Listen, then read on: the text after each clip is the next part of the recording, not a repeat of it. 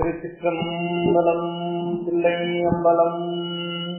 தென்னாடுடைய சிவனே போற்றி, எந்நாட்டவர்க்கும் நிறைவா போற்றி, ஏகம்பத்துரை எந்தாய் போற்றி, பாகம் பெண்ணுரு ஆனாய் போற்றி, அண்ணாமலையும் மன்னா போற்றி, கண்ணார் அமுதக் கடலே போற்றி, காவாய் கனகத்திரளே போற்றி, கையிலை மலையானே போற்றி போற்றி. அருள் தரும் சிவகாமி அம்மை உடனுரை அருள்மிகு கைலாயநாத பெருமான் திருவடிகள் போற்றி போற்றி. தெளிவு குருவின் திருமேனி காண்டல், தெளிவு குருவின் திருநாமம் செப்பல், தெளிவு குருவின் திருவார்த்தை கேட்டல், தெளிவு குரு சிந்தித்தல் தானே. அருட்குருநாதர் சோமசுந்தர நாயகர் திருவடிகள் போற்றி போற்றி. அருட்குருநாதர் பறைமலை அடிகள் திருவடிகள் போற்றி போற்றி. அருட்குருநாதர் அழகரடிகள் திருவடிகள் போற்றி போற்றி. அருட்குருநாதர் ஆடரசையா திருவடிகள் போற்றி போற்றி. அருட்குருநாதர் ஒளியரசையா திருவடிகள் போற்றி போற்றி. இந்த ஞானாசிரிய பெருமகனார் சிவசீமா ஜானகிராமனையா திருவடிகள் போற்றி போற்றி. குருவாகி வந்த சிவத்தை வணங்கி, குவளையம் போற்றும் அடியார் பெருமக்களுடைய திருவடி தாமரைகளை வணங்கி, இங்கு இந்த அப்பசாமி மடத்தினுடைய பகுதியிலே நம்முடைய வள்ளற் பெருமானுடைய சந்நிதியும் அமைந்து சமரச சுத்த சன்மார்க்க சங்கமாக அப்பர்சாமி திருமடத்துடன் இணைந்திருக்கின்ற இந்த இனிய இடத்திலே சித்திரை சதய பெருவிழாவினை முன்னிட்டு உலகேத்தும் உழவாரப்படையாளி என்கின்ற தலைப்பிலே அடியேனை சொற்பொருக்கு ஆற்றும்படி இங்கு அழைத்த அத்தனை பெருமக்களுக்கும் என்னுடைய சிரம் தாழ்ந்த வணக்கத்தையும் மனங்கனிந்த நன்றிகளையும் உரித்தாக்கிக் கொள்கின்றேன். உலகேத்தும் உழவாரப்படையாளி, இந்த சொல் நமக்கு எங்கிருந்து கிடைத்தது, எப்படி கிடைத்தது என்று நாம் சிந்தித்தோம் என்று சொன்னால், பக்தி சுவை நனி சொட்ட சொட்ட பாடிய கவிவலவராகிய நம்முடைய தெய்வ செருக்கலார் பெருமானுடைய திருவாக்கிலே இருந்து நமக்கு இந்த உலகேற்றும் உழவார படையாளி என்கின்ற வார்த்தை நமக்கு கிடைக்கின்றது. தெய்வ செருக்கலார் சுந்தரருடைய திருவரலாற்றை சொல்லிக் கொண்டே வருகின்றார். சுந்தரருடைய திருவரலாற்றை சொல்லிக் கொண்டே வருகின்ற போது, சுந்தரர் ஒரு இடத்திலே இறைவனை தரிசிக்க ஒவ்வொரு இடத்திலும் சென்று இறைவனை பாடி தரிசனம் செய்து மகிழ்ந்து வரக்கூடிய சுந்தரமூர்த்தி நாயனார் ஒரு இடத்தில் மட்டும் இறைவனை சொல்லுவதற்காக அந்த நகரத்திற்கு உள்ளேயே நுழையாமல் வேறொரு இடத்திலே சென்று தங்குகின்றார். இந்த காட்சியை பதிவு செய்கின்றார். இந்த காட்சியை பதிவு செய்கின்ற பொழுது இந்த வார்த்தையை பயன்படுத்துகின்றார். உலகேத்தும் உழவாரப்படையாளி. யார் அவர்? இந்த உலகேத்தும் உழவாரப்படையாளி யார் என்று நாம் பார்த்தோம் என்று சொன்னால், உழவார திருப்படையை தன்னுடைய திருக்கரத்திலே தாங்கி எப்பொழுதும் பணி செய்து கொண்டிருந்த நம்முடைய திருநாவுக்கரசு பெருமானையே அந்த வார்த்தை குறிப்பிடுகின்றது. ஆக அவருடைய திருவரலாற்றை சிந்திக்கும் முகத்தானாக இங்கு பெருமக்கள் அத்தலைப்பினை நமக்கு வழங்கி இருக்கின்றார்கள். இந்த உலகேற்றும் உழவாரப்படையாளி என்று தெய்வ செருக்கலார் சொல்ல காரணம் என்ன என்பதையெல்லாம் நாம் பிறகு சிந்தித்து பார்ப்போம். இந்த சொல் வருகின்ற இடம் தடுத்தாட்கொண்ட புராணத்திலே ஒவ்வொரு தடுத்து ஆட்கொள்ளப்பட்ட பின்னராக ஒவ்வொரு திருத்தலமாக சென்று வந்து கொண்டிருக்கக்கூடிய சுந்தரமூர்த்தி நாயனாரை பார்த்து அவர் திரு பெண்ணையாற்றை கடந்து நிற்கின்றார். அப்படி நிற்கின்ற பொழுது அங்கே திருவதிகை வீரட்டானம் வருகின்றது. திருவதிகை வீரட்டானம் நம்முடைய திருநாவுக்கரசு பெருமான் ஆட்கொள்ளப்பட்ட இடம். அது அவருடைய வரலாற்றை சிந்திக்கின்ற பொழுது சிந்திப்போம். உடைய அரசு உலகேற்றும் உழவார படையாளி விடையவர்க்கு கை கொண்டு விரும்பு பெறும் பதியை மிதித்து அடையும் அதற்கு அஞ்சுவான் என்று அந்நகரில் புகுதாதே மடைவளர் தன் புறம்பனையில் சித்தவட மடம் புகுந்தார். இங்கே சுந்தரமூர்த்தி நாயனார் என்ன செய்கின்றார் என்று சொன்னால், உளவார திருப்படை ஏந்தி தன்னுடைய திருக்கரங்களால் பணி செய்த நாவுக்கரசர் திருக்கரங்களால் பணி செய்த இந்த இடத்தை நான் எப்படி என்னுடைய காலால் மிதிப்பேன் என்று அச்சம் கொண்டு அந்த நகரத்திற்கு உள்ளே நுழையாமல் வெளியிலே வேறொரு இடத்திலே சித்தவட மடம் என்று சொல்லக்கூடிய அந்த இடத்திலே சென்று இருக்கின்றார். எப்பவுமே நமக்கு புராணம் காட்டுகின்ற செய்தி என்ன என்று சொன்னால், வாழ்க்கையை தான் நமக்கு காட்டும். வாழ்க்கையில எப்படியெல்லாம் நடந்து கொள்ள வேண்டும் என்பதை நமக்கு இந்த பெரிய புராணம் மூலமாக தெய்வ சேக்கிழார் நமக்கு மிக தெளிவாக எடுத்துரைக்கிறார்.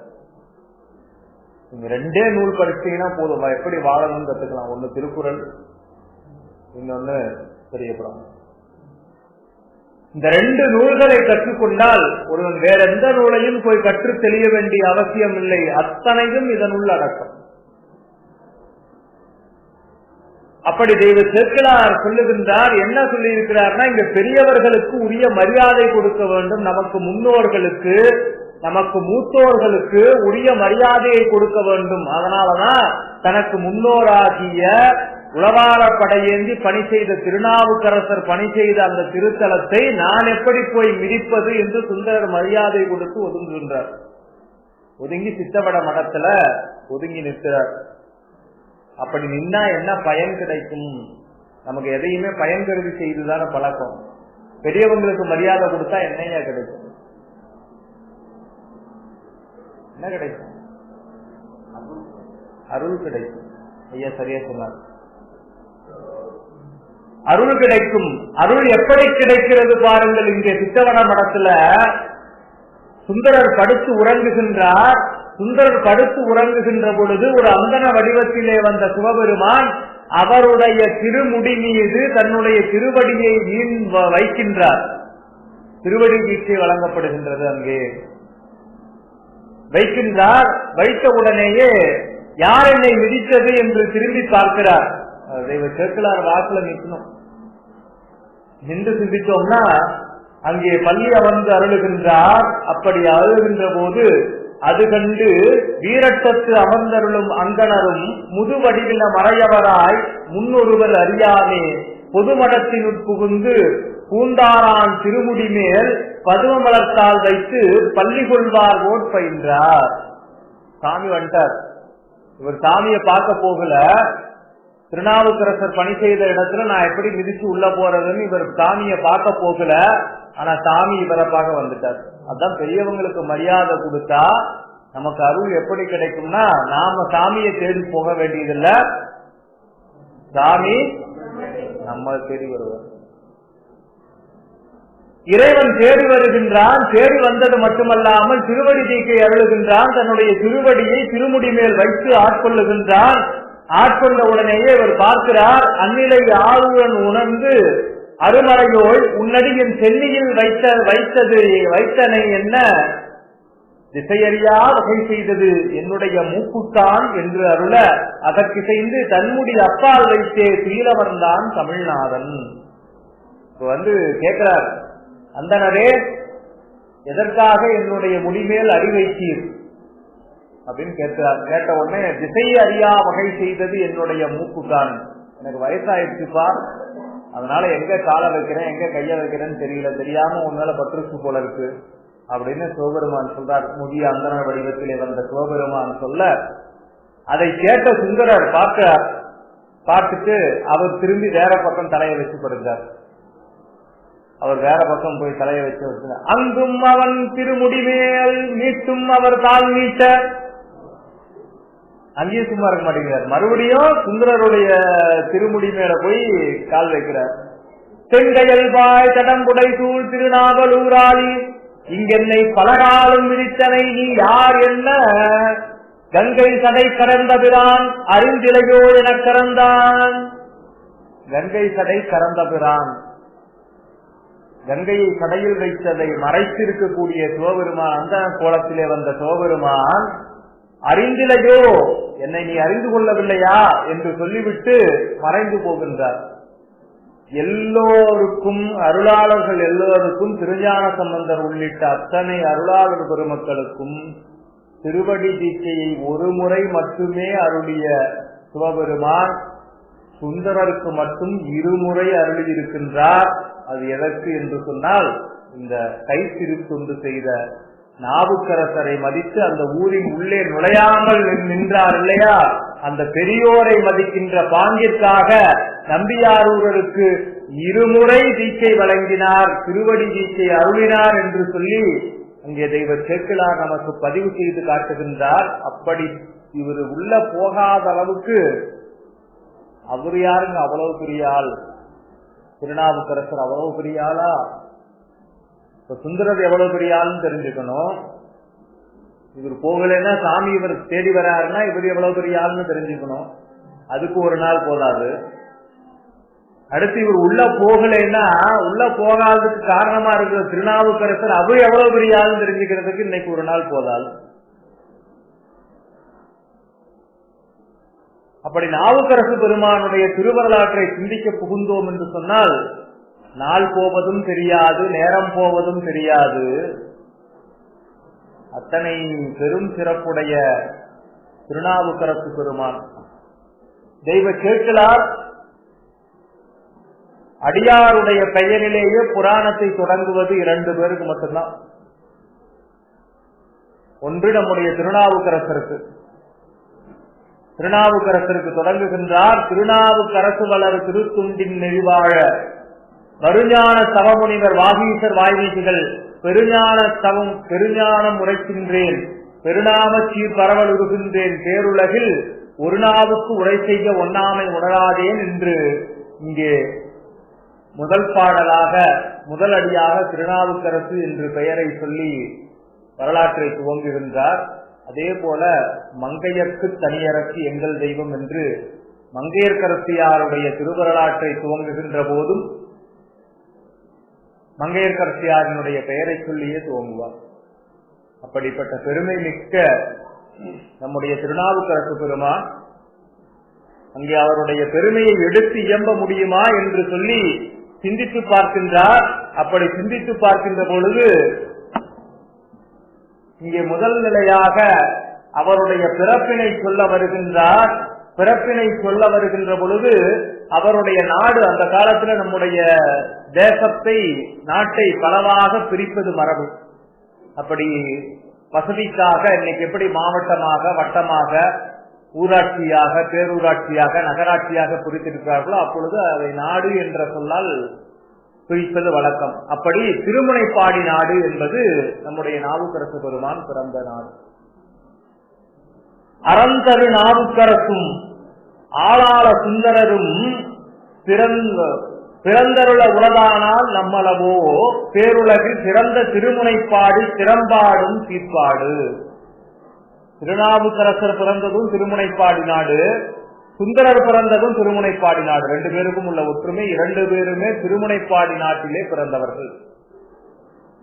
திருமுனைப்பாடி நாட்டிலே திரு ஆமூரிலே வந்து தோன்றுகின்றார் நம்முடைய திருநாவுக்கரசு பெருமான். திருநாவலூரிலே வந்து தோன்றுகின்றார் நம்பியாரூர பெருமான். நம்பியாரூரர் சுந்தரர். சுந்தரருக்கு நம்பி ஆரூரர் பேரு. ஆளுடைய நம்பி என்று பெயர் அவருக்கு. திருநாவுக்கரசு பெருமானுக்கு நிறைய பேர் இருக்கு, வரிசை நம்ம பார்த்துட்டே வருவோம். அதுல பேர் தான் ஆளுடைய அரசு. அதனாலதான் முதல்ல அந்த பாட்டுல சொல்லும் போது உடைய அரசு அப்படின்னு தொடங்கினார். ஆளுடைய அரசாகிய திருநாவுக்கரசர்.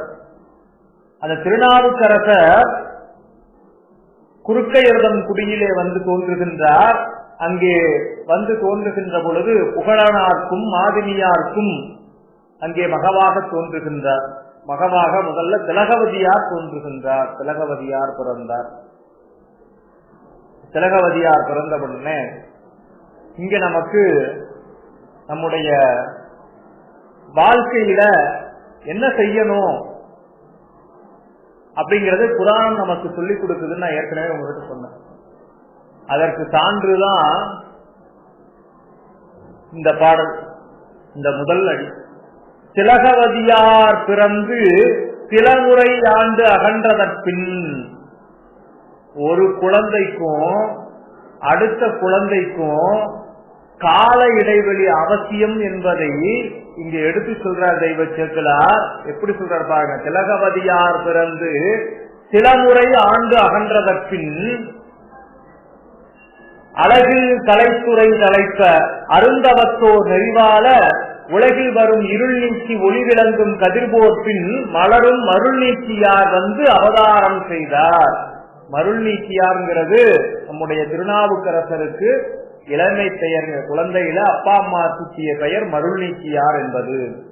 அந்த மருள் நீக்கியார் வந்து தோன்றுகின்றார், பிறக்கின்றார் என்று சொல்லி இங்கே தெய்வ சேக்கிழார் நமக்கு காட்டுகின்றார். எப்படி என்று சொன்னால், முதல் குழந்தையாகிய திலகவதியாருக்கும் அடுத்த குழந்தையாகிய திருநாவுக்கரசுக்கும் மருள் நீக்கியாருக்கும் இடையிலே சில ஆண்டுகள் இருக்கின்றது. அத ஒரு குறிப்பிட்ட கால இடைவெளி வேண்டும் ஒரு குழந்தைக்கும் அடுத்த குழந்தைக்கும். அப்பதான் ரெண்டு குழந்தையையும் நம்மால் சரியாக பராமரிக்க முடியும் என்பதை அப்பொழுதே நமக்கு சொல்லிவிட்டு சென்றிருக்கிறார்கள் நம்முடைய பெரியோர்கள். அதை நம்முடைய புராணம் மிக தெளிவாக எடுத்துரைக்கின்றது. அப்படி இவர் கலை பயில தொடங்குகின்றார். அவ்வாறெல்லாம் தொடங்கிய பின்னால் இவர்கள் மிக ஒரு முறை அந்த 5 வருஷம் சில முறை ஆண்டு 5 வருஷம் தான். அப்படி ஒரு குறிப்பிட்ட கால அளவு இடைவெளி வேண்டும். குறைஞ்சபட்சம் 2 ஆண்டு இடைவெளியாவது ஒரு குழந்தைக்கும் இன்னொரு குழந்தைக்கும் இருக்கணும் அப்படின்னு சொல்லி நம்ம பெரியவங்க சொல்றாங்க.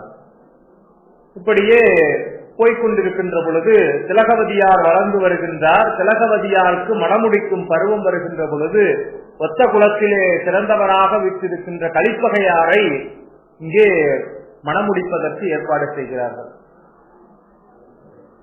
கலிப்பகையாரை மணமுடிக்க ஏற்பாடு செய்கிறார்கள். அடுத்து பார்த்தீங்கன்னா, இவர்கள் செய்த வினைப்பயன் என்னதான் எவ்வளவு பெரிய ஆளா இருந்தாலும் வினைப்பயன் முன்னால எதுவுமே செய்ய முடியாது. வினைப்பயன் முன்னால யாராலையும் எதுவுமே செய்ய முடியாது. அது இறைவன் பார்த்து அந்த வினைப்பயனை குறைத்து கொடுப்பதோ தவிர்த்து விடுவதோ அது இறைவனுடைய பெருங்கருணையை பொறுத்தவே அன்றி நம்மால் ஆகின்ற காரியம் எதுவும் இல்லை. வினைப்பயன்ல நாம் பல பிறவிகள்ல செய்த அந்த பாவ புண்ணியத்தினுடைய தொடர்ச்சியை தான், நல்வினை தீவினையினுடைய பயனைத்தான் இறைவன் நமக்கு எடுத்து ஊட்டுகின்றான். அவன் அப்படி ஊட்டும் பொழுது நமக்கு வரக்கூடிய வினைப்பயனை நாம் எப்படி நீக்கிக் கொள்ள வேண்டும்னா வழிபாட்டின் மூலமாக தான் நீக்கிக் கொள்ள வேண்டும். அது வழிபாட்டின் மூலமாக நீக்க முடியாத அளவு பெருவினையாக இருந்தால் அந்த வினையை ஏற்றுக்கொள்ளத்தான் வேண்டும் என்பதை தெய்வ சேக்கிழார் இங்கே காட்டுகின்றார். எப்படி காட்டுகின்றார் என்று சொன்னால், இங்கு திலகவதியாரை இந்த உலகிற்கு தந்து அருளிய புகழனார் தீய அரும்பிணி உழந்து விண்ணுலகில் சென்றடைந்தார். அவருக்கு தீர்க்க முடியாத பிணி வந்து அவர் இந்த மண்ணுலகை விட்டு விண்ணுலகை சென்றடைகின்றார். அடுத்து கற்பு நெறி வெளுவாமல் கணவனாருடன் செல்லுகின்றார் நம்முடைய மாதினியார். உடனே கணவர் இறந்தவுடனேயே அவர்களும் இறந்து போய்விடுகின்றார்கள். இதுதான் கற்பு நெறி. அப்படி கற்பு நெறி வலுவாமல் கணவனாரோடு செல்லுகின்றார். சென்ற பின்னாரே தாதையாரும் தந்தையும் தாயும் பின்னால் எதற்காக நாம் இப்படி இருக்கின்றோம் என்று தெரியாமல் 2 இளம் பிள்ளைகளும் திலகவதியாரும் மருள் நீக்கியாரும் நிற்கின்ற பொழுது அடுத்து கலிப்பகையாருடனாகிய திருமணம் நம்மை வாழ்விக்கும் என்று சொல்லி நிற்கின்றார். அப்படி நிற்கின்ற பொழுது கலிப்பகையாருக்கு ஒரு சோதனை. கலிப்பகையார் போர்க்களத்துக்கு செல்ல வேண்டிய சூழ்நிலை ஏற்படுகின்றது. அங்கு மன்னர் போர்க்களத்திலே மன்னருக்காக போர்க்களம் புக வேண்டிய சூழ்நிலை ஏற்பட அங்கு போர்க்களத்திலே வீரமரணம் அடைகின்றார் கலிப்பகையார். இதுவரைக்கும் வளர்த்து வந்த தந்தையும் இல்லை, பெற்றெடுத்த தாயும் இல்லை. இனி வருங்காலத்திலே கணவர் வந்து காப்பாற்றுவார் என்று இருவரும் இருந்த பொழுது அந்த நம்பிக்கையும் சூர்ந்து போனது. இனி என்ன செய்ய போகிறேன், எந்தையும் தாயும் அவர்க்கே என்னை கொடுக்க முற்பட்டதனால் தாயாரினுடைய கற்பு நெறி வலுவாமல் இருந்ததை போல தானும் அந்த கற்பு நெறியிலிருந்து வலுவக்கூடாது என்று கலிப்பகையாருடைய உடலோடு தன்னுடைய உடலையும் எரித்துக் கொள்வதற்கு அவர் முற்படுகின்ற பொழுது நம்முடைய மருள்நீக்கியார் சென்று அக்கையாரினுடைய திருவடியை பிடித்துக் கொள்ளுகின்றார். நீயும் போய்விட்டால் நான் என்ன செய்வேன் அக்கா என்று சொல்லி அக்காவினுடைய திருவடியை பற்றி கொண்டு கதர்கின்றார் நம்முடைய மருள்நீக்கியார். அப்பொழுது தம்பியார் உளராக வேண்டும் என வைத்ததையா, அவங்களுக்கு அப்படியே கருணை பொங்குகின்றது. எதற்காக பொங்குகின்றது என்று சொன்னால், தம்பியார் உளராக வேண்டும், தம்பி நல்ல முறையில வளரணும், அதற்காக அந்த கருணையை இந்த முடிவை மாற்றிக் கொள்ளுகின்றார்கள். தம்பியார் உலகாக வேண்டும் என வைத்ததையா, உம்பர் உலக அனைவரும் நிலை விளக்க உயிர் தாங்கி, உயிர் தாங்கிங்க, உயிர் வைத்து இல்ல, உயிர் தாங்கி. தாங்கிறதுனா என்னங்க, எதையாவது ஒண்ணு பிடிக்க முடியாம பிடிச்சிட்டு இருந்தோம்னா ஏன்டா அதை தாங்கிட்டு இருக்கிற விட்டுத்துறை ஏண்டா அப்படின்னு சொல்லுவாங்க. அப்ப அந்த உயிரை விட முடியாமல் தவித்து தாங்கி பிடித்திருக்கிறார்களாம். உயிர் தாங்கி அம்பொன் மணி நூல் தாங்காது அனைத்துயிர்க்கும் அருள் தாங்கி. அம்பொன் மணி நூல், அவங்க திருமாங்கல்யம் தரிக்காம என்ன தரித்திருக்கிறார்களா, அனைத்து உயிர்க்கும் அருள் தாங்கி, அனைத்து உயிர்க்கும் கருணையோடு. கிம்பர் மனைத்தவன் புரிந்து திலகவதியார் இருந்தார்.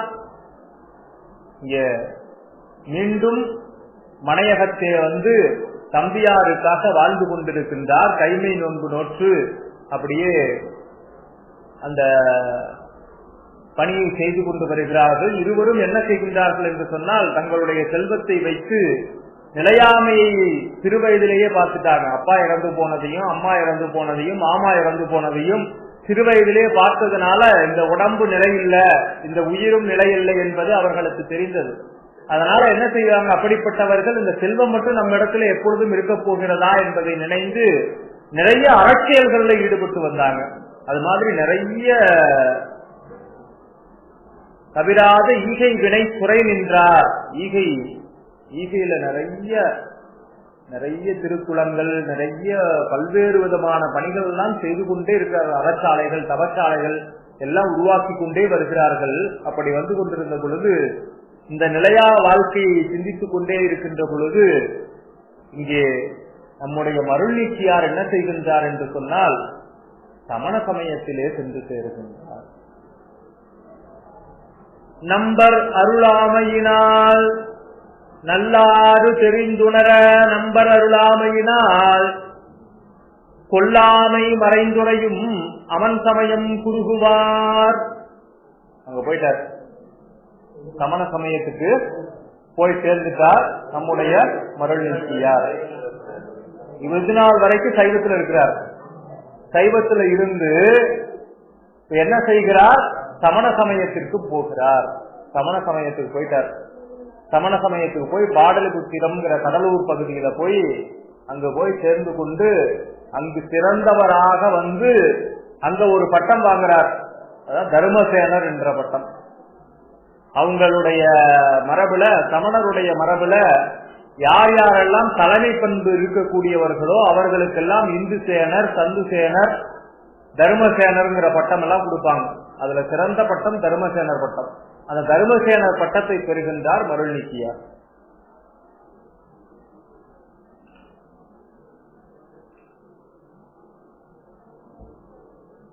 அப்படி தர்மசேனர்ங்கிற பட்டத்தை பெற்று அங்கு எல்லோருக்கும் தலைமை ஏற்று நிற்கின்ற காலத்துல இங்கே திலகவதியார் என்ன செய்கின்றார் என்று சொன்னால், தம்பியும் இப்படி விட்டு போய்விட்டான்.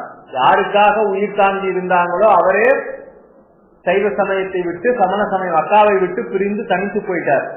ஏன்னா சமண சமயம் என்ன சொல்லும்னா, துறவுதான் நிலையானது, வேற எதுவுமே உறவு நிலையானதல்ல, துறவுதான் நிலையானதுன்னு சொல்லுவோம்.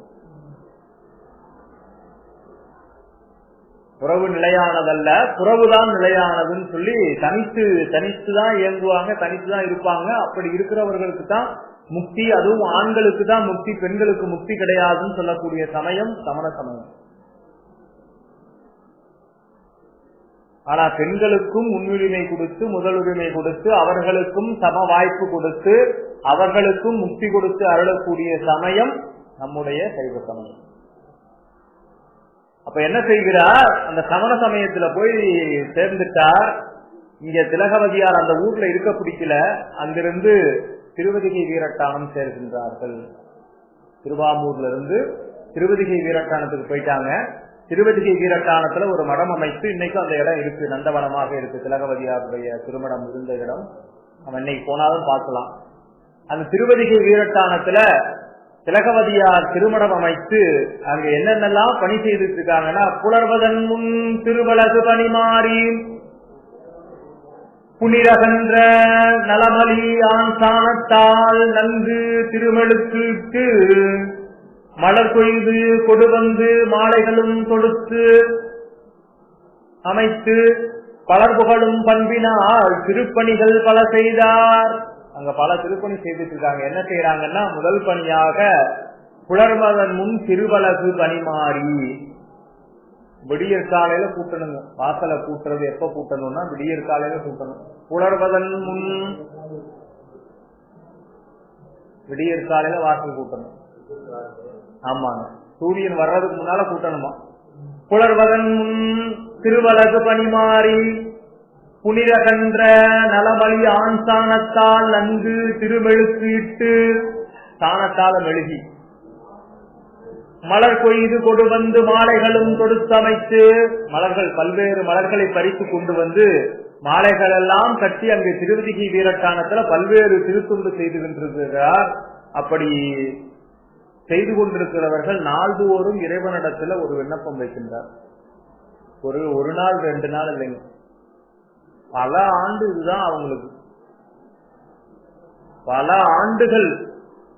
எதற்காக உயிர் தாங்கி இருக்கிறாங்கன்னா, மீண்டும் தன்னுடைய தம்பி சைவ நெறிக்கு வர வேண்டும், சைவ நெறியிலே வந்து அவன் நிற்பதை பார்க்க வேண்டும் அப்படி என்பதற்காக இப்பொழுது உயிர் தாங்கி நிற்கிறார்கள். அந்த அம்மையார் நிற்கிறாங்க.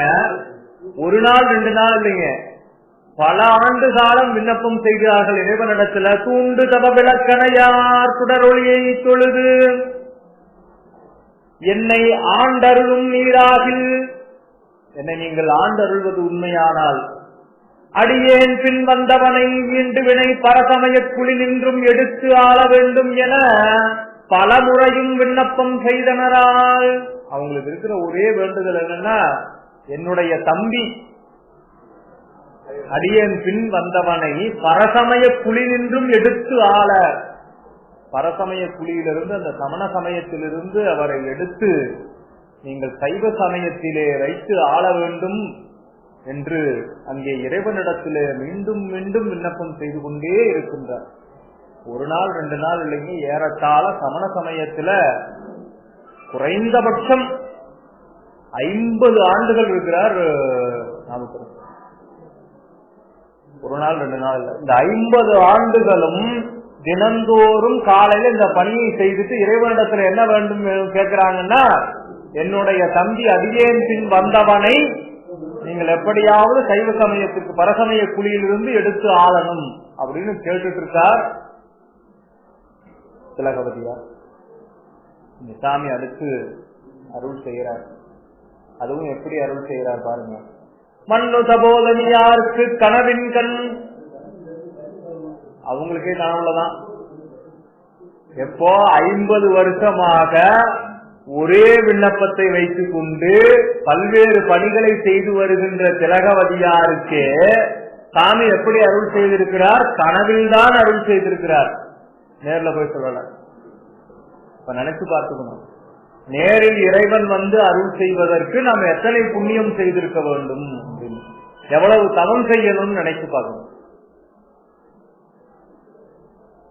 அப்ப அவ்வளவு தவம் செய்த திலகவதியாருக்கு சாமி கனவுல போய் சொல்றாரா, கனவின் கண் மளவிடையார் உன்னுடைய மனக்கவலை ஒளி நீ உன் உடன் பிறந்தான் முன்னமே முனியாகி அவனை அடைய தவம் முயன்றான் அன்னவனை இனி சூளை மடுத்து ஆள்வோம் என்று அருளே. உன்னுடைய தம்பி இப்படி இருக்கானேன்னு சொல்லி நீ கவலைப்படாதே, வர முடியலன்னு கவலைப்படாதே அப்படின்னு சாமி சொல்றாரு.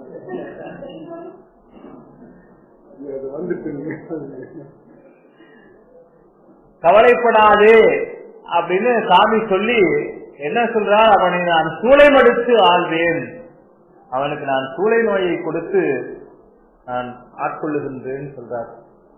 சொன்னபடி சாமி என்ன செய்கின்றார், தர்மசேனருக்கு சூளை நோயை கொடுக்கிறார். சூளை நோய்னா தீராத வயிற்று வலி நோய்ங்க. ஆமா ஆமா, அந்த பதிகமாக இங்க போன உடனே வயிற்று வலி திடீர்னு, அதுதான் வினை. சாமி என்ன பண்ணிட்டார், அந்த வினையை எடுத்து ஊட்ட ஆரம்பித்தார். இவரை ஆட்கொள்வதற்கு ஒவ்வொருத்தரையும் ஒவ்வொரு விதமா ஆட்கொள்ளுகிறார். திருஞான சம்பந்தருக்கு பாலை கொடுத்து ஆட்கொள்ளுகின்றார், திருநாவுக்கரசருக்கு சூளை கொடுத்து ஆட்கொள்ளுகின்றார், சுந்தரருக்கு ஓலை கொடுத்து ஆட்கொள்ளுகின்றார், மாணிக்க வாசகருக்கு காலை கொடுத்து ஆட்கொள்ளுகின்றார். சாமி ஒரு தருணம் எல்லாத்துக்கும் ஒவ்வொன்று. பாலை கொடுத்து ஆட்கொள்ளுகின்றார், சூளை கொடுத்து ஆட்கொள்ளுகின்றார், ஓலை கொடுத்து ஆட்கொள்ளுகின்றார், காலை கொடுத்து ஆட்கொள்ளுகின்றார். 4 பேரை இப்படி 4 விதமா ஆட்கொள்ளுகின்றார். அதுல இவருக்கு சூளை கொடுத்து ஆட்கொள்ளுகின்றார். வலி தீரல. எப்பவுமே சமணர்கள் என்ன பண்ணுவாங்கன்னா, இந்த நீர் மந்திரித்து கொடுப்பார்கள். கமண்டலத்துல வைத்திருக்கின்ற தண்ணீர்ல அவங்களுடைய மந்திரம் அத்திநாத்தின்னு சொல்லி அந்த மந்திரத்தை சொல்லி நோய் தீரணும்னு சொல்லி அந்த மருந்து அந்த நீரை குடிக்க சொல்லுவாங்க. அப்படி குடிக்க சொல்லும் பொழுது அது குடிச்ச உடனே இன்னும் அதிகமாகும். அவங்க மயிர்பீலி உண்டு தடவுறாங்க, என்னென்னமோ செய்து பார்க்கிறார்கள் சமணர்கள் எல்லாம். ஆனா தர்மசேனருக்கு நோய் தீரல, நோய் இன்னும் மிகுதியாகுது. அப்ப அவர் செய்த தவத்தின் பயனாக அங்க அவருடைய சமையல்காரன் இருக்கிறான். ஏன்னா சமண சமயத்தை சேர்ந்தவன் என்ன பண்ணுவான்னா, கண்டு முட்டு கேட்டு முட்டுன்னு சொல்லுவான். திருநீர் பூசினவங்களை பார்த்தா கண்டு முட்டு சீதா, திருநீர் பூசினவனை பார்த்துட்டேன்னு ஒருத்தன் சொல்றான் இல்லையா, அத காதால கேட்டா சீதா, அது கேட்டு முட்டுன்னு பேரு. கண்டு முட்டு கேட்டு முட்டு அப்படி சொல்லக்கூடிய சமயத்தில் இருக்கிற ஒரு தன்னுடைய தலைவன் சொன்னான் என்பதற்காக திலகவதியாரை சென்று பார்ப்பதற்கு சம்மதிக்கிறான்னா எவ்வளவு பெரிய விஷயம். அதுதான் அவர் செய்த தவம். அவருடைய சமையல்காரன் அனுப்புறார் திருவதி கைவிரக்காரத்துக்கு, என்னுடைய அக்காவை போய் பார்த்துட்டு வா அப்படின்னு சொல்லி அனுப்பிடுறார். துன்பம் வரும் வேலையில தான் பழைய உறவுகள் நட்புகள்லாம் நினைவுக்கு வரும். அங்க தீர்க்க உணாத வயிற்று வலி நோய் வந்த உடனேதான் அவருக்கு அக்காவினுடைய ஞாபகம் வருது. அக்காவை போய் பார்த்துட்டு வரணும், போக முடியல இவரால். 10 நேரம் போறான். அங்க போய் திருவதிகை வீரட்டானத்துக்குள்ள போய் திலகவதியாரை பார்த்து உன்னுடைய தம்பியார் அனுப்பி வைத்தார்னு சொன்ன உடனேயே அம்மையார் தெரிஞ்சுக்கிட்டாங்க. ஏன்னா சாமி ஏற்கனவே சொல்லிட்டாரு இல்லையா, சூளை மடுத்து அவனை நான் ஆட்கொள்ள போகிறேன்னு. அதனால அம்மையார் கேட்கிறாங்க, தீங்குளவோ பார்த்த உடனே கேட்டாங்க, ஏதாச்சும் பிரச்சனையா? நம்மால் நம்மளை பார்த்தாலே கேட்பான் அவன். ஏன்னா நமக்கு பிரச்சனை வரும்னு நினைக்கிறவனே அவன் தானே. அதனால பார்த்த உடனே கேட்பான், ஏதாவது பிரச்சனையா அப்படின்னு. இல்ல நல்லாதான் இருக்கியா அப்படின்னு கேட்பான். நல்லாதான் இருக்கேன்னா போச்சு, அவனுக்கு அவ்வளவு சங்கடம் ஆயிடும். எப்போ யாராவது பிரச்சனையிலே இருந்தாலும் அவனுக்கு சந்தோஷம். அப்ப பார்த்த உடனே அம்மையார் கேட்கிறாங்க, தீங்குளவோ ஏதாவது பிரச்சனையான்னு கேட்கிறாங்க. கேட்ட உடனே அவர் சொல்றாரு, இப்படி உங்களுடைய தம்பி இருக்கிறாருன்னு. உடனே சொல்லி அனுப்பிச்சார், உங்களை வர சொல்லி அனுப்பிச்சாருன்னதுக்கு அதுக்கு அவங்க கிட்ட சொல்லி அனுப்புறாங்க, அம்மன் குண்டர்கள் இருக்கும் இடத்துக்கு நான் வரமாட்டேன், அவங்க இருக்கிற இடத்துக்கு நான் வரமாட்டேன், சமணர்கள் இருக்கிற இடத்துக்கு நான் வரமாட்டேன், அவனை வேணா இங்க என்ன பார்க்க சொல்லு. எப்படி தம்பி வயிற்று வலியில துடிக்கிறான்னு தெரிஞ்சும் அவனை பார்க்க சொல்லு, நான் அங்க வரமாட்டேன், சமண சமயத்தவர் இருக்கிற இடத்துக்கு நான் வரமாட்டேன். இதாங்க சமய நெறி. கொள்கை பிடிப்போட அப்படி இருக்கணும். இருந்தாதான் நம்ம நெறி தலைக்கும், பிழைக்கும். இல்லைன்னா எல்லாம் வெளியில சொல்ல முடியாத அளவுக்கு மதமாற்றம். ஒருத்தன் மதமாற்றம் பண்ணி ஆளணும்னு நினைக்கிறான், இன்னொருத்தன் அழிச்சே ஆளணும்னு நினைக்கிறான். குண்டு போட்டே நான் நாட்டை ஆளுவேன் அப்படின்னு நினைக்கிறான் ஒருத்தன். என்னுடைய சமயம் உலகத்தை ஆள வேண்டும் நினைக்கிறான் குண்டு வச்சு. இன்னொருத்தன் மதமாற்றியே என்னுடைய சமயம் உலகத்தை ஆள வேண்டும் நினைக்கிறான். ஆனா உண்மையிலே உலக ஆள வேண்டியவர்கள் நடுநிலையாளர்கள் பேசிட்டு இருக்கிறோம். என்ன நடுநிலை? அவனுக்கு அவ்வளவு தீவிரமா இருக்கும் போது உங்களுக்கு என்ன நடுநிலை வேண்டி இருக்கு? அவனவனுக்கு அவனவனுடையது பெருசு அப்படின்னு அவங்க 2 பேரும் இருக்கும்போது நமக்கு மட்டும் என்ன நடுநிலை வந்தது? எனக்கு என்னுடையது பெருசுன்னு சொல்லுங்க. அந்த உழைப்பு வரணும். என் சமயம் எனக்கு பெரிது, என் சமயம் கூறுகின்ற தொண்டு பெரிது. அன்னைக்கு திருஞான சம்பந்தராகட்டும், திருநாவுக்கரசராகட்டும், சுந்தரராகட்டும், மாணிக்க வாசகராகட்டும், எங்கு சென்றாலும் அந்த திருத்தலத்துல யாருக்காவது ஏதாவது துன்பம் நேர்ந்தால் அந்த துன்பத்தை துடைத்து விட்டுத்தான் கோயிலுக்கு சென்றிருக்கிறார்களே தவிர நேராக கோயிலுக்கு சென்று இறைவனை தரிசனம் செய்ததாக வரலாறு கிடையாது. ஜீவகாருண்யம் அவங்க செய்த அற்புதங்கள் பலவும் இறைவனுடைய கருணையினால அவர்கள் செய்த அற்புதங்கள் பலவுமே வழியிலே சென்று கொண்டிருக்கின்ற பொழுது, இடையிலே கோயிலுக்கு செல்லுகின்ற பொழுது இடையிலே துன்பம் அனுபவித்துக் கொண்டிருந்தவர்களை அந்த துன்பத்திலிருந்து நீக்கிவிட்டு பிறகு திருக்கோயிலுக்கு சென்று வழிபாடு செய்திருக்கிறார்கள். அப்படிப்பட்ட அந்த பண்பு நம்மிடத்துல வர வர தேய்ந்து போயிடுச்சு. ஜீவகாருண்யமே இல்லாம போயிடுச்சு. ஜீவகாருண்யம் இல்லாம போனதுதான் நமக்கு மிகப்பெரிய துன்பமாக விளைந்ததற்கு காரணம் இந்த ஜீவகாருண்யம் இல்லாததுதான். வடவர்களை பின்பற்றி என்னைக்கு இனம் சாதி பார்க்க ஆரம்பிச்சோமோ அன்னைக்கு நம்முடைய சமயம் பெற்று போய்விட்டது. திருஞான சம்பந்தர் திருநீலகண்ட யாழ்ப்பாணரை உடன் அழைத்துக் கொண்டு போகின்றார். எப்படி இருந்த சைவ சமயம்னு நான் சொல்றேன். திருநீலகண்ட யாழ்ப்பாணர் பாணர் குலத்திலே பிறந்தவர். அந்த காலத்திலே பாணர் குலத்தவர் தீண்டத்தகாதவர். திருஞான சம்பந்தர் மிக உயர்ந்த குலமாகி அந்தனர் குலத்திலே தோன்றியவர். திருஞான சம்பந்தர் திருநீலகண்ட யாழ்ப்பாணரை உடன் அழைத்து செல்லுகின்றார். உடன் அழைத்து சென்று திருநீலநக்கர் என்று சொல்லுகின்ற அந்தனருடைய வீட்டிலே செல்லுகின்றார். திருநீலநக்கர் என்ற அந்தனர் வீட்டுக்கு சென்றவுடனேயே பார்த்து அவரிடத்திலே சொல்லுகின்றார், அன்பர் தங்குவதற்கு ஒரு இடம் கொடுங்கன்னு கேட்கிறார். அந்த காலத்துல அர்ச்சகர்கள்லாம் வீட்டுல தனியா வேள்வி நடத்தணும். அந்த வேள்வியை முடிச்சுட்டு தான் கோயிலுக்கு வரணும். இன்னைக்கெல்லாம் அப்படித்தான் கோயிலுக்கு வரணும்னா எவனும் கோயிலுக்கே வரமாட்டான். அப்படியெல்லாம் ஒரு மரபு இருந்தது. வீட்டுல நித்யாக்னி வளர்க்கணும். அந்த நித்யாக்னி வளர்க்கக்கூடிய இடத்துக்கு பக்கத்துல திருநீலகண்ட யாழ்ப்பாணருக்கு தங்குவதற்கு இடம் கொடுக்கிறார். திருநீலகண்ட யாழ்ப்பாணருக்கும் அவருடைய துணைவியாரும் தங்குவதற்கு திருநீலநக்கர் யாகசாலைக்கு பக்கத்துல இடம் கொடுக்கிறார். பாருங்க, வீட்டுக்குள்ளேயே விட மாட்டாங்க. ஆனா யாகசாலைக்கு பக்கத்துல அவருக்கு இடம் கொடுக்கிறார். அப்படி யாகசாலைக்கு பக்கத்துல இடம் கொடுத்ததை இறைவன் ஏற்று அருளுகின்றான். எப்படி ஏற்று அருளுகின்றானா, அங்கு யாகத்தி இருந்து கொண்டிருந்தது மேலும் ஒரு வளம் துளித்து எழுந்ததாம். அப்படி இருந்த சைவ சமயம் என்ன ஆச்சு? பலரை ஒதுக்க ஆரம்பிச்சது. ஜீவகாருண்யம் இல்லாம ஒதுக்க ஆரம்பிச்சது. இன்னைக்கு அழிந்து போய் நிற்குது. அவங்க எல்லாம் அப்படி பெரியவங்க எல்லாம் பார்த்து பார்த்து பண்ணிட்டாங்க. அவர் சொன்ன உடனேயே சரின் திருவதிகை வீரஸ்தானத்தை நோக்கி நம்முடைய தர்மசேனர் புறப்படுகிறார். ஒரு வாறு தன்னுடைய சமையல்காரனை அழைத்துக் கொண்டு புறப்பட்டு திருவதிகை வந்து சேருகின்றார்.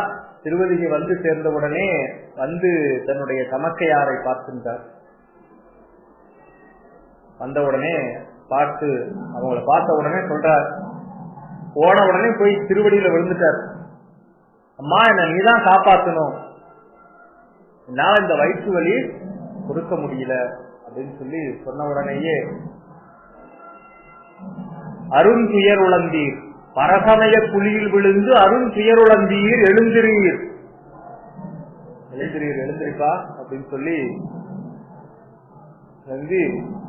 நீ இனிமேல் சிவபெருமானுக்கு பணி செய்வாய் அப்படின்னு கட்டளையிடுறாங்க.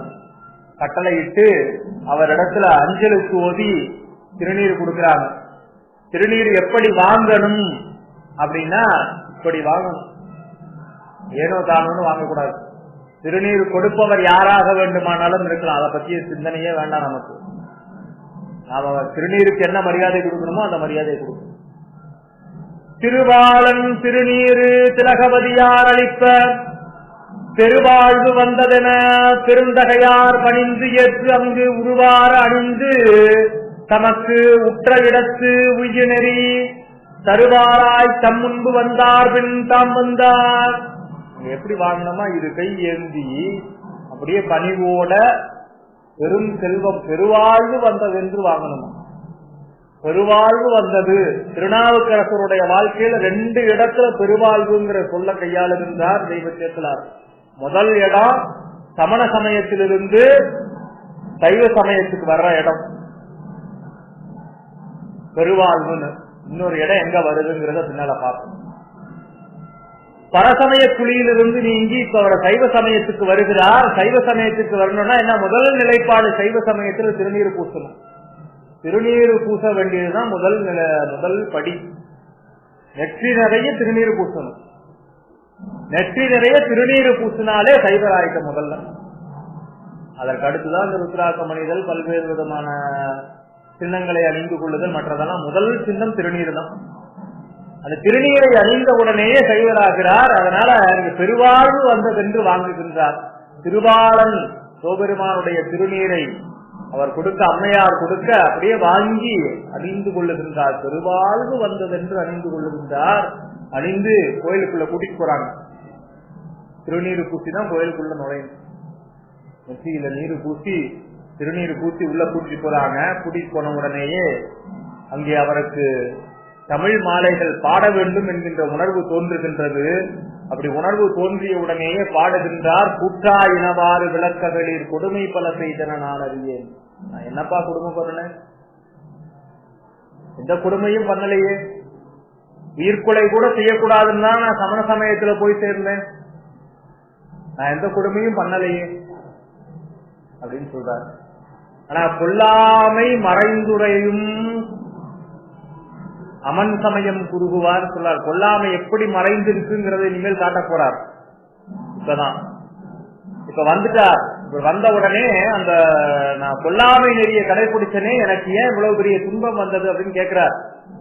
குற்றா இனவாறு விளக்ககளில் கொடுமை பல செய்தன நான் அறியேன். கொடுமையே நான் செய்யலையப்பா, கொடுமை பல செய்தன நான் அறியேன், எனக்கு தெரியல, கொடுமை பல செய்தன நான் அறியேன். ஏற்றாய் அடிக்கே இரவும் பகலும் பிரியாது வணங்குவன் எப்பொழுதும். இதுல இருந்து மட்டும் என்னை காப்பாத்தி கொடுத்தீங்கன்னா நீங்கள் இரவும் பகலும் பிரியாது உன்னை வணங்குகின்றேன்னு சொல்றார். உறுதிமொழி கொடுக்கிறார். உறுதிமொழி கொடுத்து அடுத்து சொல்றார்.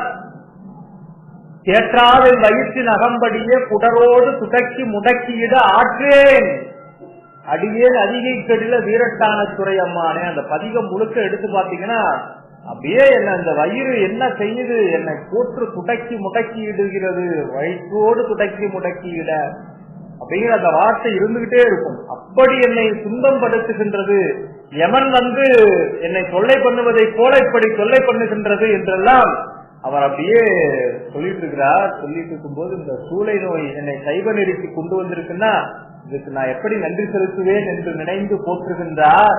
அப்பதான் பாவுற்றலர் செந்தமிழின் சொல்வளப்பதிகத்தொழை பாடிய பான்மையினால் நாவுக்கரசு என்று உலகு ஏறினும் இந்நாமம் நயப்புற மண்ணுக என்று யாவர்க்கும் வியப்புற மஞ்சு தன்னிடையே ஒரு வாய்மை எழுந்ததுவே. இப்பதான் நாவுக்கரசுங்கிற பேர் சிவபெருமான் கூட்டுகின்றார்.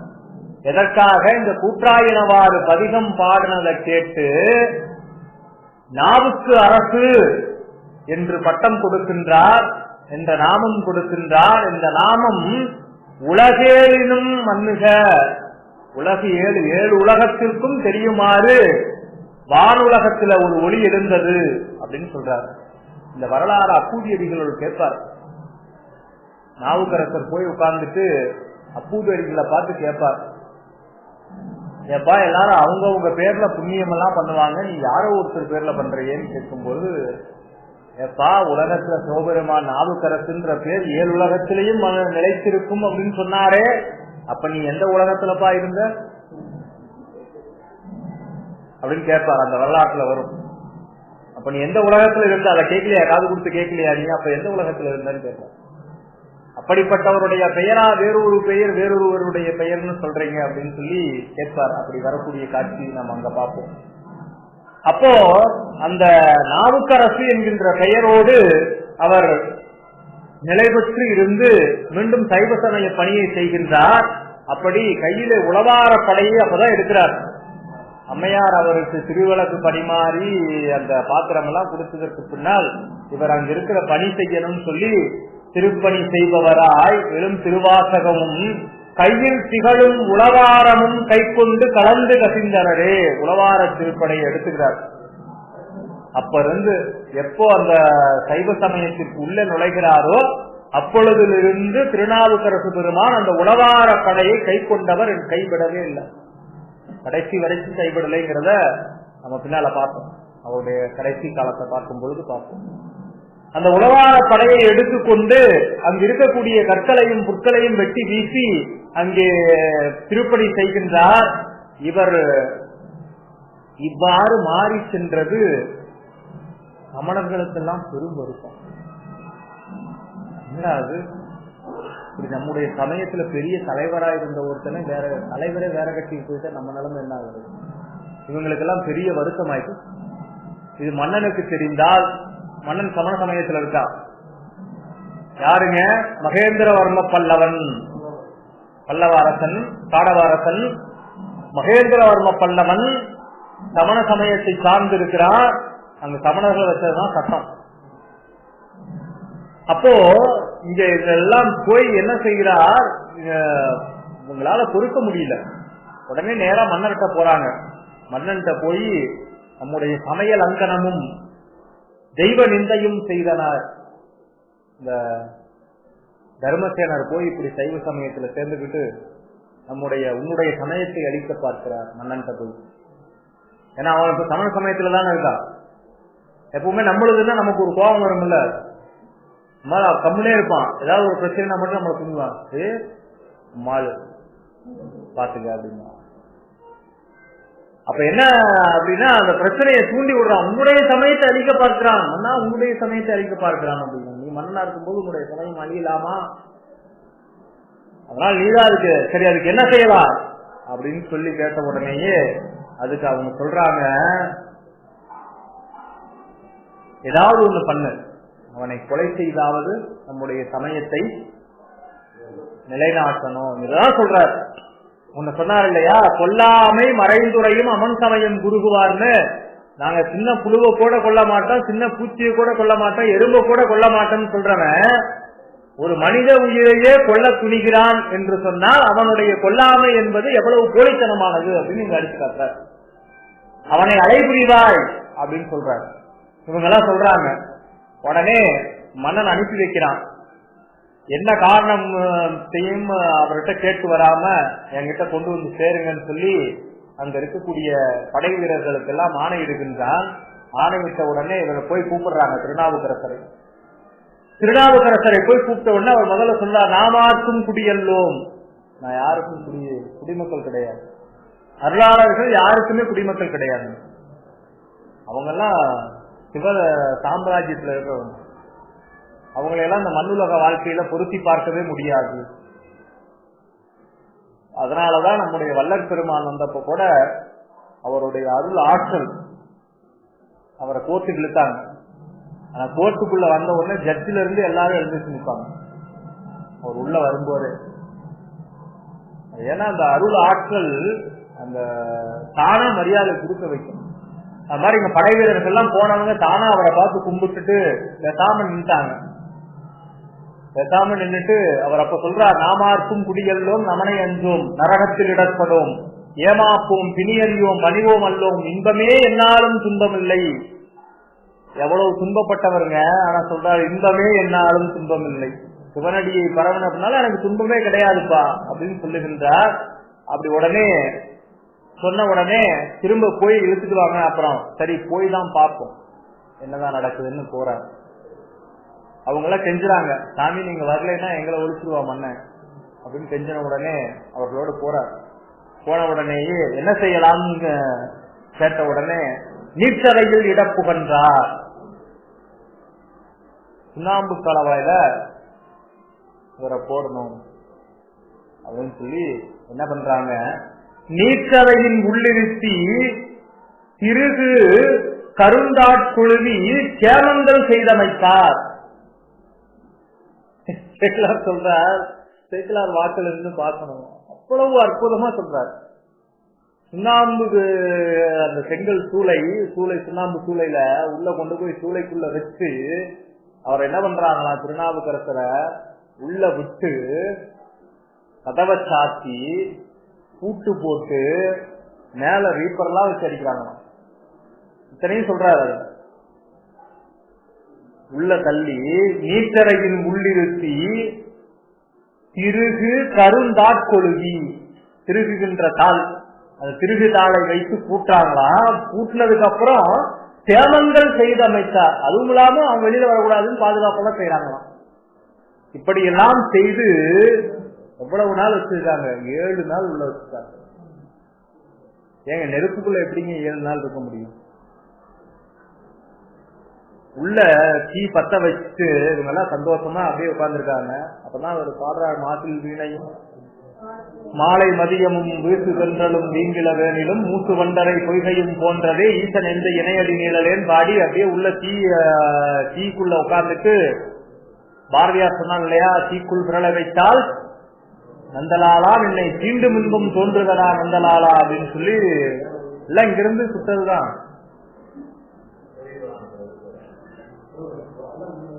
ஸ்ரீபுராணத்திலேன்னு இல்ல, திருமுறைகள்ல இருந்து எடுத்ததுதான் எல்லாமே. அத சில பேர் சுட்டதுன்னு ஒத்துக்குவாங்க, சில பேர் சுட்டதுன்னு ஒத்துக்க மாட்டாங்க. இங்க சொல்றாரு இல்லையா, சிவபெருமானுடைய திருவடி நிழல் மாதிரி இருக்கு அப்படின்னு சொல்லி, அதுதான் அவரும் சொல்றாரு, உன்னை தீண்டும் இன்பம் தோன்றுதடா நந்தலாலா. இவர் சிவபெருமானை வச்சு சொல்றாரு, அவர் பெருமாளை வச்சு சொல்றாரு. அப்ப என்ன செய்கின்றார், இங்க அழகா அத செய்யறார். 7 நாள் கழிச்சு அந்த காப்புகளை எல்லாம் நீக்கி பாக்குறாங்க. உள்ள அப்படியே இருக்கு. எப்படி இருக்கும் மனுஷனுக்கு? தீ ஒண்ணும் பண்ணல. 7 நாளுங்க. கொஞ்சமாவது மனிதாபிமானம் இருந்தா 7 நிமிஷத்தில் கலந்து பார்த்துக்கலாம்ல. பாதி எரிஞ்சாலும் போய் கறிக்கட்டியா கிடப்பாங்க. அப்ப எவ்வளவு உள்ள வஞ்சம் இருந்தால் அந்த சமண சமயத்தவர்களுக்கு உள்ள எவ்வளவு வஞ்சம் இருந்திருந்தா 7 நாள் உள்ள வச்சு கூட்டியிருப்பாங்க. யோசிச்சு பாருங்க. அத்தனை வஞ்சம் மிகுந்த சமயத்துல இவர் இருந்திருக்காரு. நினைச்சு வெக்கப்படுறாரு. அதெல்லாம் பின்னால வரும். அடுத்து என்ன செய்யறாங்க, இதை பார்த்த உடனே மன்னர்கிட்ட போய் சொல்றாங்க, நம்முடைய சமண சமயத்தினுடைய மந்திரத்தை சொல்லி தீயிலிருந்து தப்பிச்சிட்டாங்க.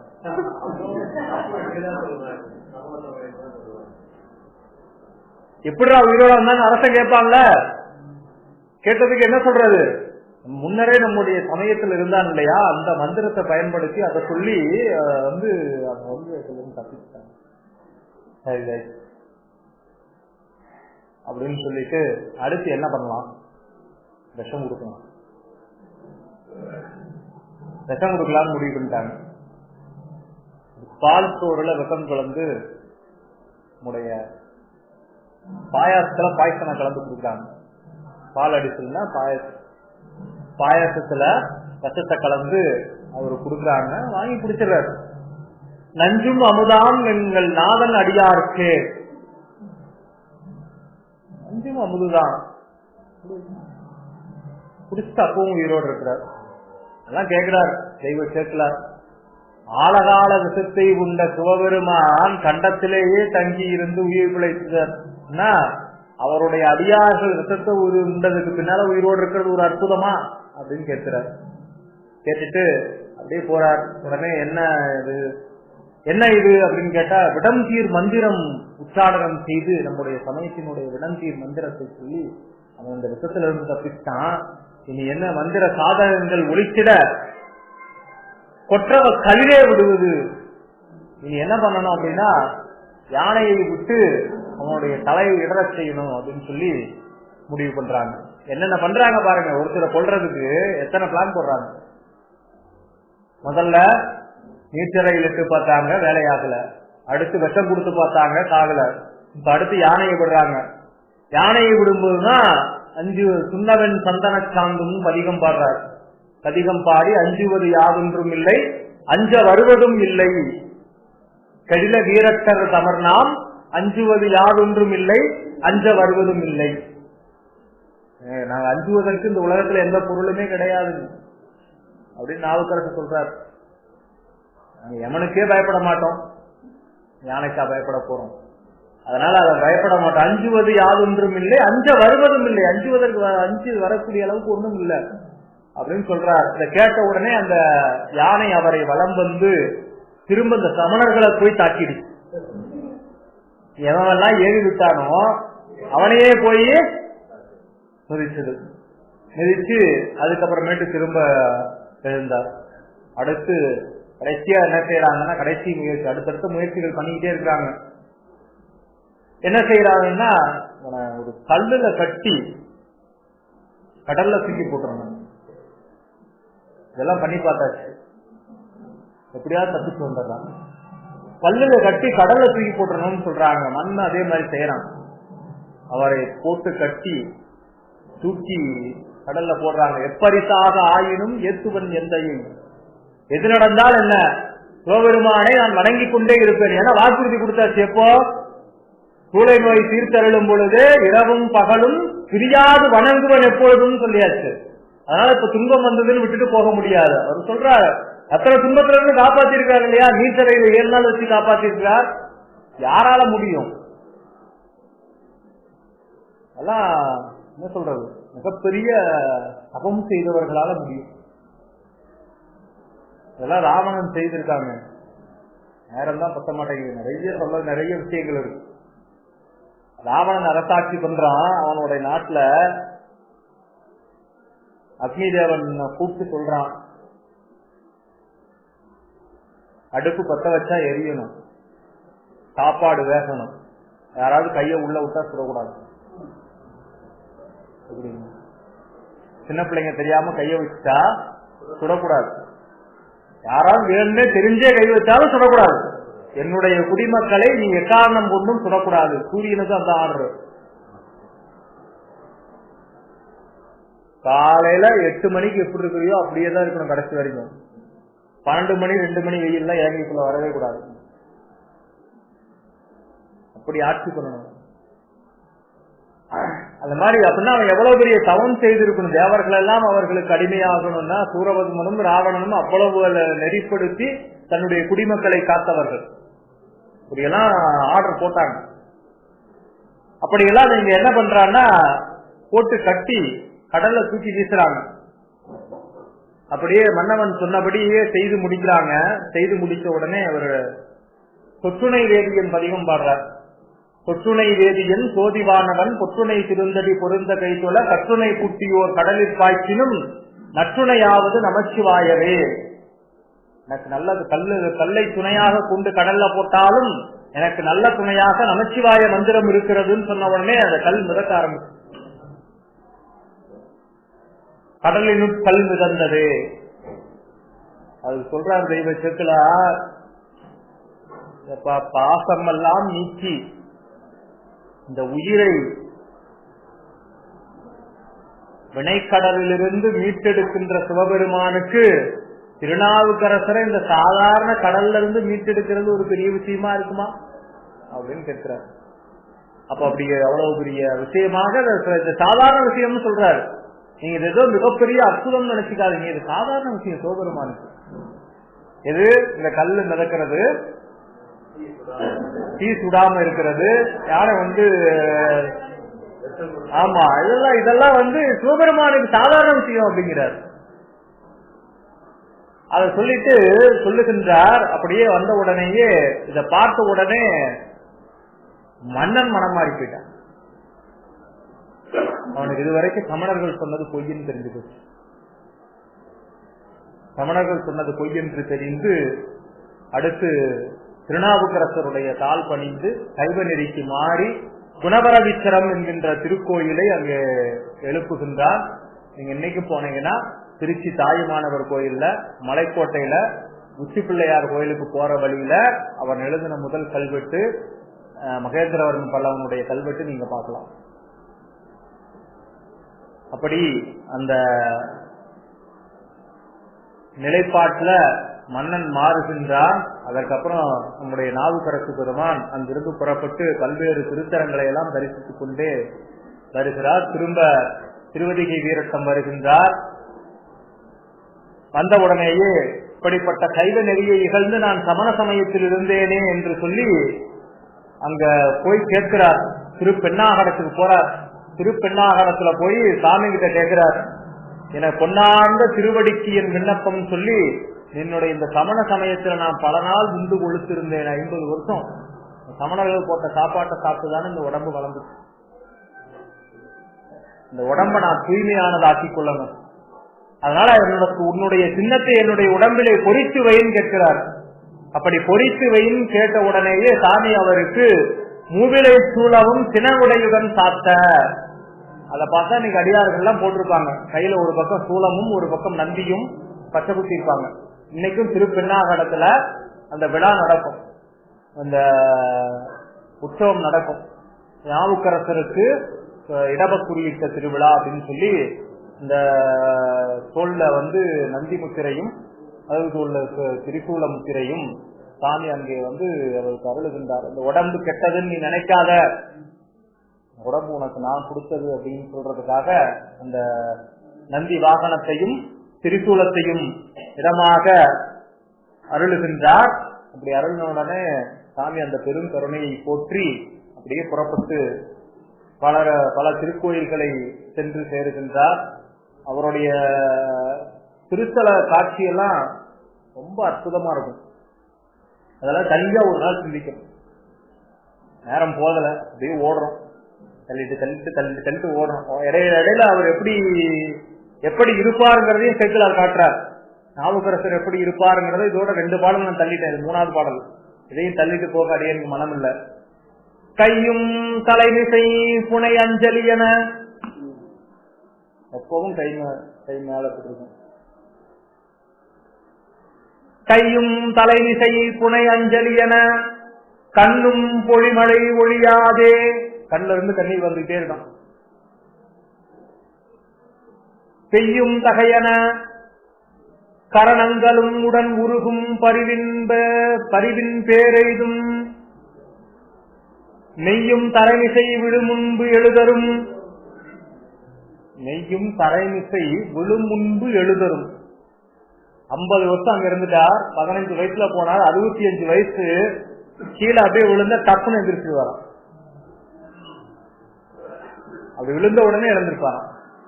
இதை எதுக்கு சொல்றாரு அப்படின்னா, பின்னால போய் அடியார்களை வணங்கும் பொழுது யார் முதல்ல வணங்கினாங்க, யார் அடுத்து வணங்கினாங்கன்னு தெரியாத அளவுக்கு அவ்வளவு வேகமா வணங்குவாராம் திருநாவுக்கரசர். அதை காட்டுவார். நெய்யும் தரைமிசை விழு முன்பு எழுதரும் மின்தாள் சடையோடு நின்றாடும் ஐயன் திருநடம் எதிர்கும்பிடும் அவர் ஆர்வம் பெருகுதல் அளவின்றால். சிதம்பரத்துக்கு போகணும்னு ஆசைப்படுறார். எல்லாருக்கும் சிதம்பரம் போகணும்னு ஒரு ஆசை. ஏன்னா அது ஒரு சிறப்பு மிக்க தலம். ஆகாச தலம்ங்கிறதுல எல்லாரும் எப்பொழுதாவது நாம் ஒரு முறையாவது நம்முடைய பிறவியில பார்த்தே தீர வேண்டிய திருத்தலம் ஒண்ணு. இன்னொன்னு, இந்த பிறவியில இல்லைனாலும் சென்ற பிறவிகள்லையாவது எப்பவாவது பார்த்திருப்போம். இந்த தில்லையை மட்டும் நான் பார்க்கலன்னு சொல்லவே முடியாது. நான் பார்த்ததில்லை, பார்த்ததில்லை. பார்த்ததில்லைன்னு சொன்னோம்னா பார்த்ததில்லை, கேட்டதில்லைன்னா கேட்டதில்லை, கண்டதில்லைன்னா கண்டதில்லை, சொன்னதில்லைன்னா சொன்னதில்லை. எப்படி பார்த்தீங்கன்னாலும் தில்லையை நான் இல்லைன்னே சொல்ல முடியாது. அப்படி ஒரு சிறப்பு மிக்க தலம் அந்த தில்லை திருத்தலம். அந்த தில்லை திருத்தலத்துல நடமாடுகின்ற பெருமானை கும்பிட வேண்டும், அந்த நடம் காண வேண்டும் என்ற ஆர்வத்தோட புறப்பட்டு போறார். அங்க போய் பதிகம் எல்லாம் பாடி வருகின்ற பொழுது அங்க இருக்கக்கூடிய அடியார்கள்லாம் அங்க சிதம்பரத்துக்கு பக்கத்தில் இருக்கக்கூடிய சீர்காழி திருத்தலத்துல திருஞான சம்பந்தருக்கு உமையம்மை ஞானப்பால் ஊற்றிய அந்த காட்சியை சொல்றாங்க. இதை கேள்விப்பட்ட உடனே நாவுக்கரசருக்கு ஆர்வம் பெருகுகிறது. முளைப்பாலும் அடைய நின்ற சிவம் பெருக வளர்ஞானம் குலைந்து ஊட்ட அமுது செய்த உடைய மறை பிள்ளையார் திருவார்த்தை அடியார்கள் உரைப்ப கேட்டார். அங்க இருக்கக்கூடிய அடியார்கள் எல்லாம் சொல்ல திருஞான சம்பந்த பிள்ளையாரை பற்றி கேள்விப்படுகின்றார். கேள்விப்பட்ட உடனே அவரை போய் பார்க்கணும் முடிவு பண்றார். நீங்க யோசிச்சு பாருங்க, இப்பதான் அருள் பெற்றிருக்கிறார் திருஞான சம்பந்தர். நாவுக்கரசர் எப்பவோ அருள் பெற்று விட்டார், சீனியர். நாம இங்க வந்திருக்கிறோம், அவன்லாம் நம்மளை பார்க்கணும், நாம என்ன அவனை போய் பார்க்கிறோம். சீனியர் ஜூனியர் இது இல்லாத இடமே கிடையாது. இந்த சீனியர் ஜூனியர் அரசியல் இல்லாத இடமே எங்கேயுமே கிடையாது. எல்லா இடத்துலயும் உண்டு, அருள் துறையிலும் உண்டு. எங்க இருக்கக்கூடாதுன்னு நாம சொல்றோமோ அங்கேயும் உண்டு. நான் 35 வருஷமா கோயிலுக்கு வரேன், உனக்கு வயசு கூட 35 இருக்காது, நீ எனக்கு இணையா பேசுறியா அப்படின்ற அந்த இதெல்லாம் கண்முனைப்பு, இதெல்லாம் இருக்கக்கூடாதுன்னு காட்டுறாரு. ஒரு போய் பார்க்கிறார், அதை கேள்விப்பட்ட உடனே போறார். ஞானசம்பந்த பிள்ளையார் இப்படி அருள் பெற்று இருக்கிறார் கேட்ட உடனேயே நாவுக்கரசர் புறப்பட்டு போகின்றார். நாவுக்கரசர் வராருன்னு கேள்விப்பட்ட உடனே எதிர்கொண்டு அழைப்பதற்கு ஞானசம்பந்தர் வராரு. அவரும் உட்காந்துக்கல, வரட்டு வரட்டு பாத்துக்கணும், நம்மளை தேடித்தானே வராரு, வரட்டுமே இல்ல நாம முன் போய் அழைக்கணும். போறார். போன உடனே அப்பாரே என அவரும் அடியேன் என்றார். அப்பரேன்னு கூப்பிடுறார் ஞானசம்பந்தர், அவரும் அடியேன்னார். அவங்க அப்படியே ரெண்டு பேரும் ஒருத்தரோட ஒருத்தர் ரெண்டு பேரும் இணைந்து நிற்கிறாங்க. போன உடனே திருவடியில விழுந்துட்டார். அப்படியே அந்த கையில தூக்குறார். அந்த காட்சியெல்லாம் காட்டுறாரு தெய்வ சேர்க்கிறார். போன உடனே ஞானசம்பந்தருடைய திருவடியில விழுந்துட்டார். ஞானசம்பந்தருக்கு வயசு 3, நாவுக்கரசருக்கு வயசு 80 முக்தி அடையும் போது. இப்பெல்லாம் கிட்டத்தட்ட ஒரு 70 பக்கமா இருக்கலாம், 65 to 70 காலத்துல இருக்கும். இந்த காலத்துல போய் வயது பாராமல் போய் திருவடியில விழுந்து வணங்குறார். ஏன்னா அதுதான் அடியார் என்ற நிலைப்பாடு. அப்படி அடியார்களை பார்த்தா ஓடி போய் வணங்கணும். யார் முன் விழுந்து வணங்கினார்னு அடுத்த காட்சி வரும். அடுத்து அவர்கள் இருவரும் சந்திக்கும் போது யார் முதல்ல விழுந்து வணங்கினாங்கன்னு தெரியலன்னு சொல்லுவார். அப்படி ஒரு காட்சி வரும். அப்படியே பார்த்த உடனே ரெண்டு பேரும் எப்படி இருக்கிறாங்கன்னு காட்டுறார். அதெல்லாம் ரசிக்க நேரம் போதல, நம்ம இன்னும் வேகமா போகணும்.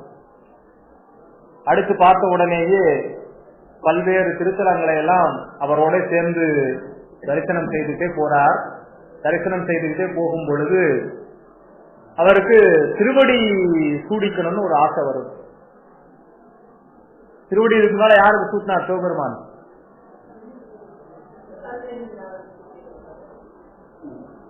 அருணகிரிநாதர். நாவுக்கரசருக்கு இல்ல, இப்ப சிந்திக்கும் போது சிந்திச்சோம், ஒருத்தருக்கு சூட்டினார்.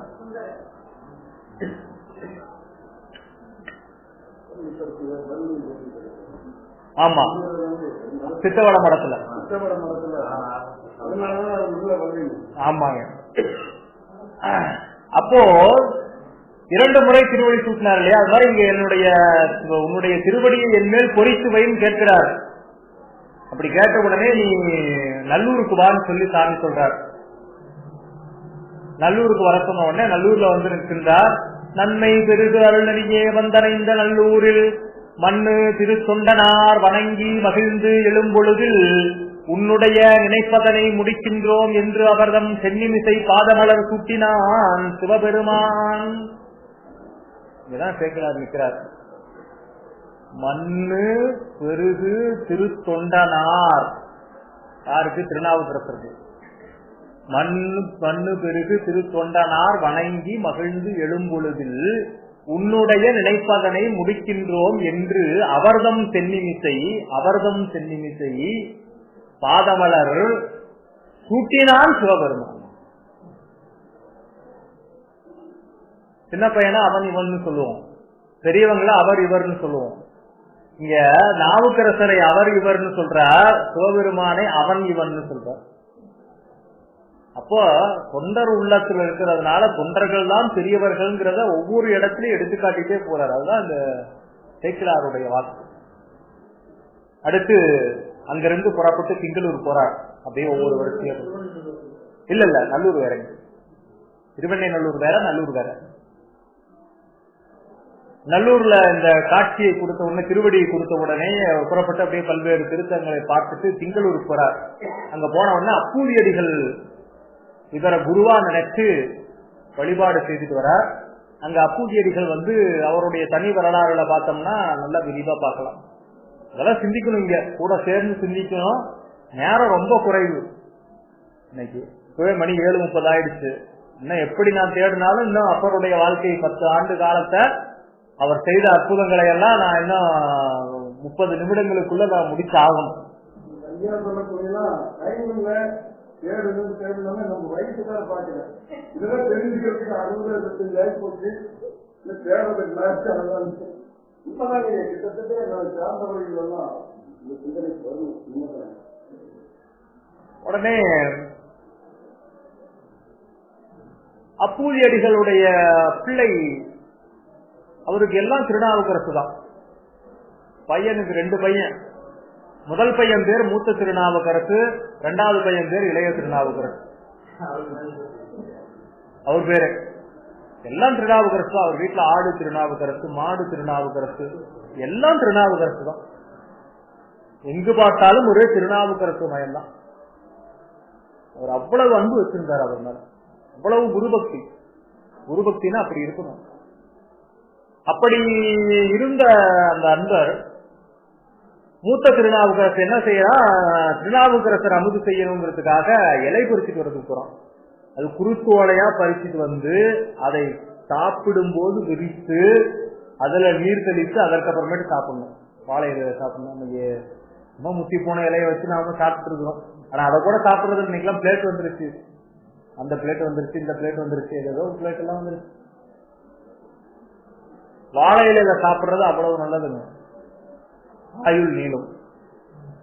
அதனால வாழை இலையில சாப்பிடுறது அவ்வளவு விசேஷம்.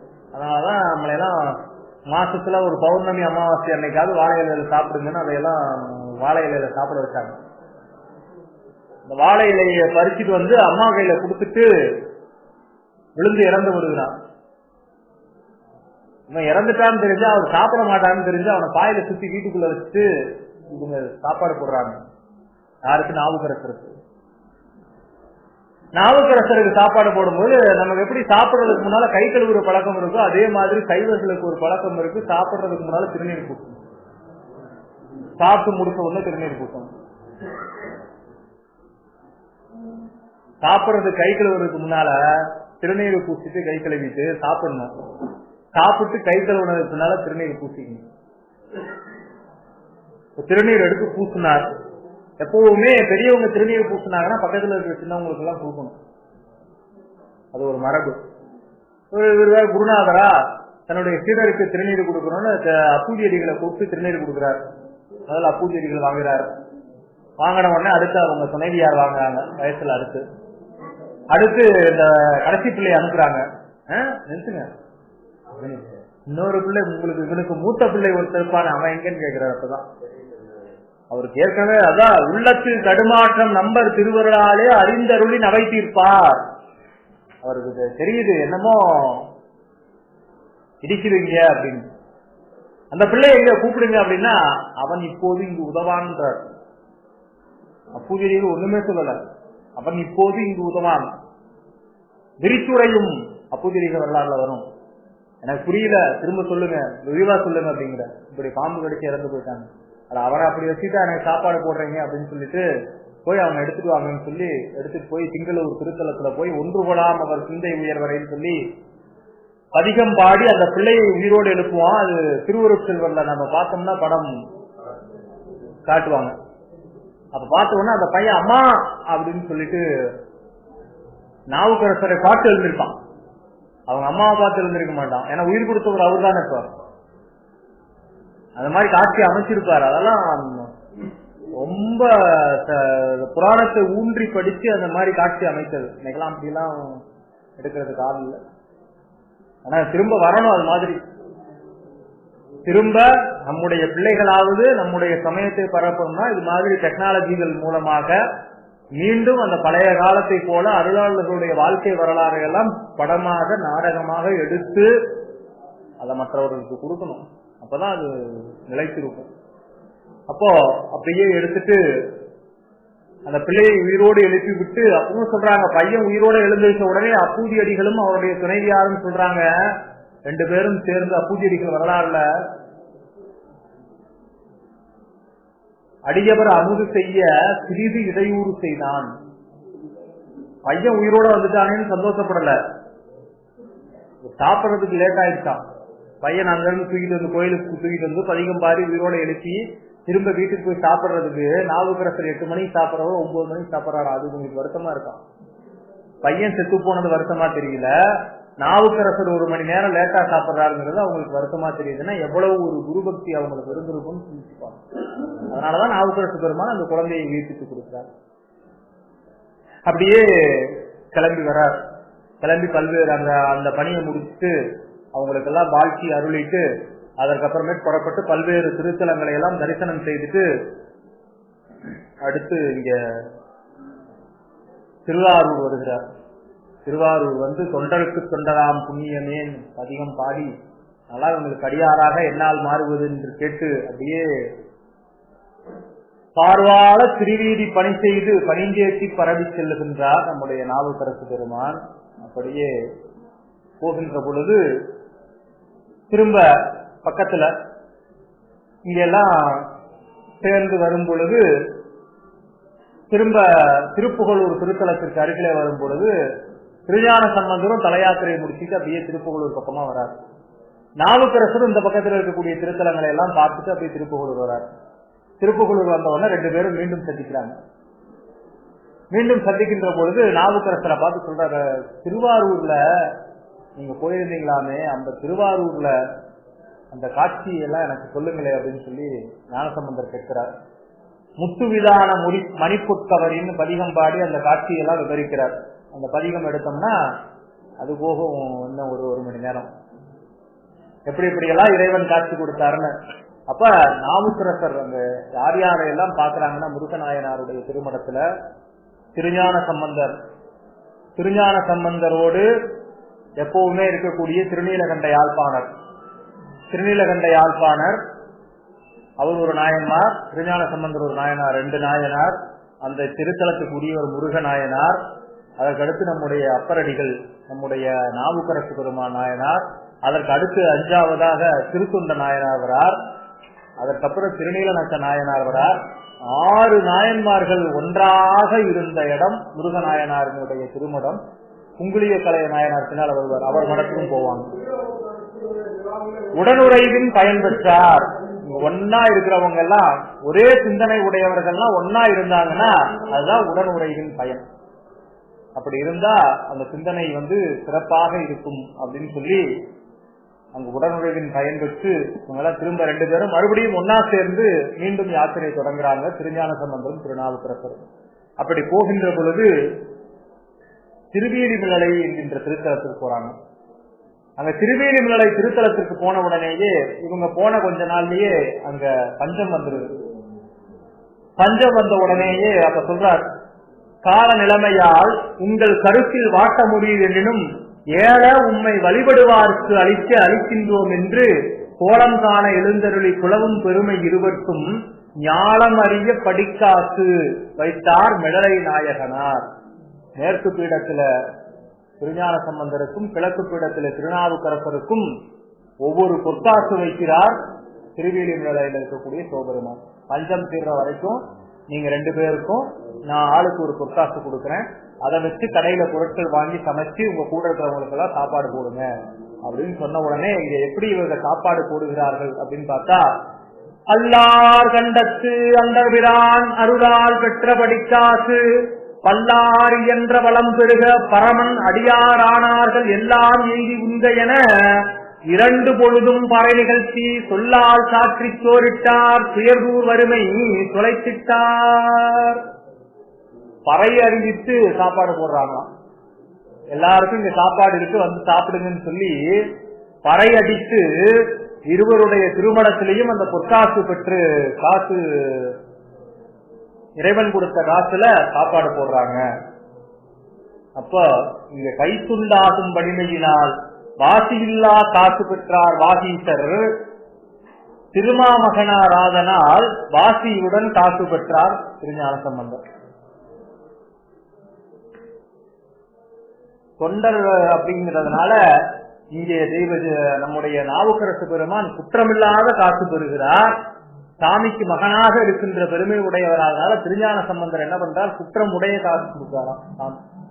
அவருக்கு குற்றம் உடைய காசு, இவருக்கு குற்றம் இல்லாத காசு நாவுக்கரசருக்கு. ஏன்னா கைத்திருத்துண்டு செய்கிறார் அப்படிங்கறதுனால அதை பார்த்துட்டு அப்புறம் போய் ஏன் நம்ம மடத்துல மட்டும் சாப்பாடு லேட் ஆகுதுன்னு கேட்டுட்டு திருஞான சம்பந்தர் போய் திரும்ப திருவீழிமிழலை திருத்தலத்துக்கு போய் வாசி தீரவே காசு நல்குவீர் மாசின் மிளலை ஏசரில்லையேன் பதிகம் பாடி அந்த வாசி இல்லாத காசு திரும்ப வாங்குவார். அடுத்து 2 பேரும் திருத்தல யாத்திரை செய்யும் பொழுது வேதாரண்யம் என்ற திருமறைக்காட்டு பகுதிக்கு வராங்க. வந்த உடனே பார்த்தா கோயிலுடைய கதவை மறை சாத்தி இருக்கு. மறைகள் எல்லாம் சாத்தி வச்சுட்டு சைட்ல ஒரு வழியா மக்கள் எல்லாம் போயிட்டு வந்துட்டு இருக்காங்க. அதை பார்த்துட்டு இவர்கள் வருத்தத்தோட நாமும் அப்படி போகக்கூடாதுன்னு சொல்லி திருஞான சம்பந்தர் பார்த்து திருநாவுக்கரசரை நீங்கள் கதவம் திறக்க பாடுங்கள் சொன்ன உடனே பாட ஆரம்பிக்கிறார். பண்ணின் நேர் மொழியால் உமை பங்கரோம் மண்ணினார் வளம் செய் மறை காடரோம் கண்ணினால் உமை காண கதவினை சின்னமாக திறந்தருள் செய்மினே. அப்படி பாடி கடைசி பாட்டுல கேட்கிறாரு, இறக்கம் ஒன்று இது என்னால இறக்கம் இல்லையா சாமி, இன்னும் கதவை திறக்க மாட்டேங்கிறீ. 10வது பாட்டுல கதவு திறக்கும். திரும்ப போவார். போன உடனேயே 2 பேரும் போய் தரிசனம் பண்ணுவாங்க. திரும்ப கதவும் திறக்கவும் அடைக்கவும் நீங்க பாடுங்கன்னு சொல்லி திருஞான சம்பந்தரை பார்த்து திருநாவுக்கரசர் சொல்லுவார். சொன்ன உடனேயே ஒரே பாட்டு பாடுவார் திருஞான சம்பந்தர், கதவு அடைக்கும். திறக்கிறதுக்கு நாம 10 பாட்டு பாடணும், ஒரே பாட்டுல அரைச்சாரே, சாமியினுடைய திருவுள்ளம் தெரியாம நாம பாட ஆரம்பிச்சோமோ அப்படின்னு யோசிச்சு அப்படியே வருந்தி நிற்பார். அப்படியே வருந்தி நிற்கும் போது சாமி திருவாய்மூர்ல இருக்கிறேன் என் பின்னால வான்னு சொல்லி கூப்பிடுவார். அங்க போய் மறைஞ்சிடுவார். அங்க போய் மறைஞ்சதற்கு பின்னால திருஞான சம்பந்தர் திருநாவுக்கரசர் எங்கன்னு கேட்டு அவர் திருவாய்மூர் போயிருக்கிறான்னு கேட்டு அங்க போவார். அங்க போன உடனே போய் திருஞான சம்பந்தர் பதிகம் பாடினதுக்கு அப்புறமேட்டு சாமி 2 பேருக்கும் காட்சி கொடுப்பார். அதனால நாவுக்கரசரே உன்னுடைய தவறு எதுவும் இல்லை, ஞானசம்பந்தர் சொன்னதனால் செய்தீர், ஞானசம்பந்தர் சொன்னதனால் செய்தீர்னு சொல்லி சாமி அவருக்கு காட்டுகின்ற இடம். அதற்கடுத்து நம்ம நாடு விடுதலை பெற்றதற்கு முதல் காரணமாக இருந்த ஒரு காந்தியடிகள், அவர் எப்போ இருந்தாலும் திடீர்னு உண்ணா நோன்பு இருப்பார்.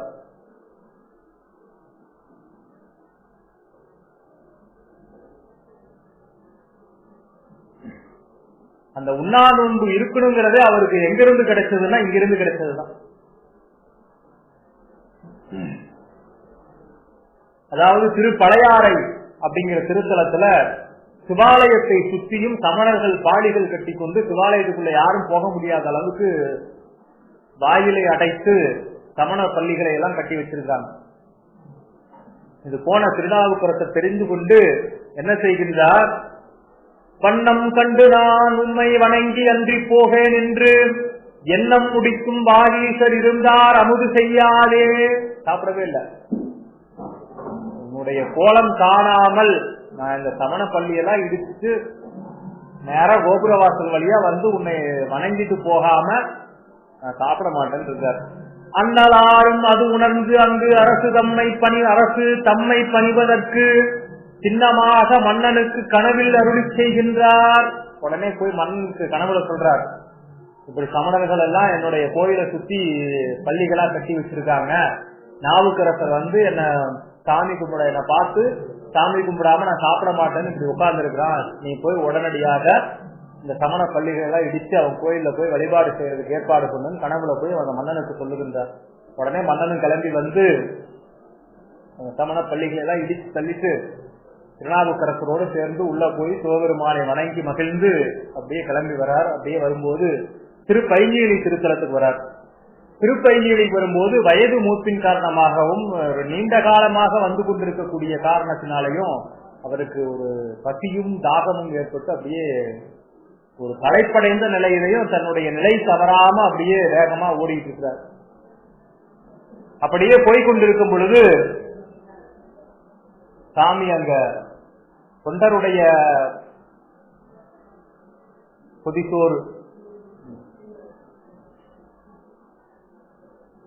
பொதிசோறு எடுத்துக்கொண்டு சாமி முன்னால வந்து உட்கார்ந்து இருக்கிறார். பொதிசோறு அங்க ஒரு குளம் தோண்டி இன்னைக்கும் அந்த இடம் இருக்கு. திருப்பைஞ்சேரிக்கு போனீங்கன்னா அன்பர்கள் மறக்காம அந்த இடத்த போய் பார்த்துக்குவாங்க. அப்பர் கட்டமுது திருவிழான்னு சொல்லி இன்னைக்கும் அந்த விழாவை நடத்துறாங்க திருப்பைஞ்சேரியில. அது திருப்பைஞ்சேரின்னு சொன்னா மற்றவங்களுக்கு எல்லாம் தெரியுமோ தெரியாதோ, அந்த வாழை பரிகாரம் பண்ணுவாங்க. அத சொன்னோம்னா எல்லாருக்கும் தெரியும். கல்யாணத்துக்கு அந்த வாழை மரத்துக்கு தாலி கட்டுவாங்க, அந்த பரிகாரம் பண்றதெல்லாம் தான் எல்லாருக்கும் தெரியும். அந்த என்னங்க யமன் கோயில். ஆமா,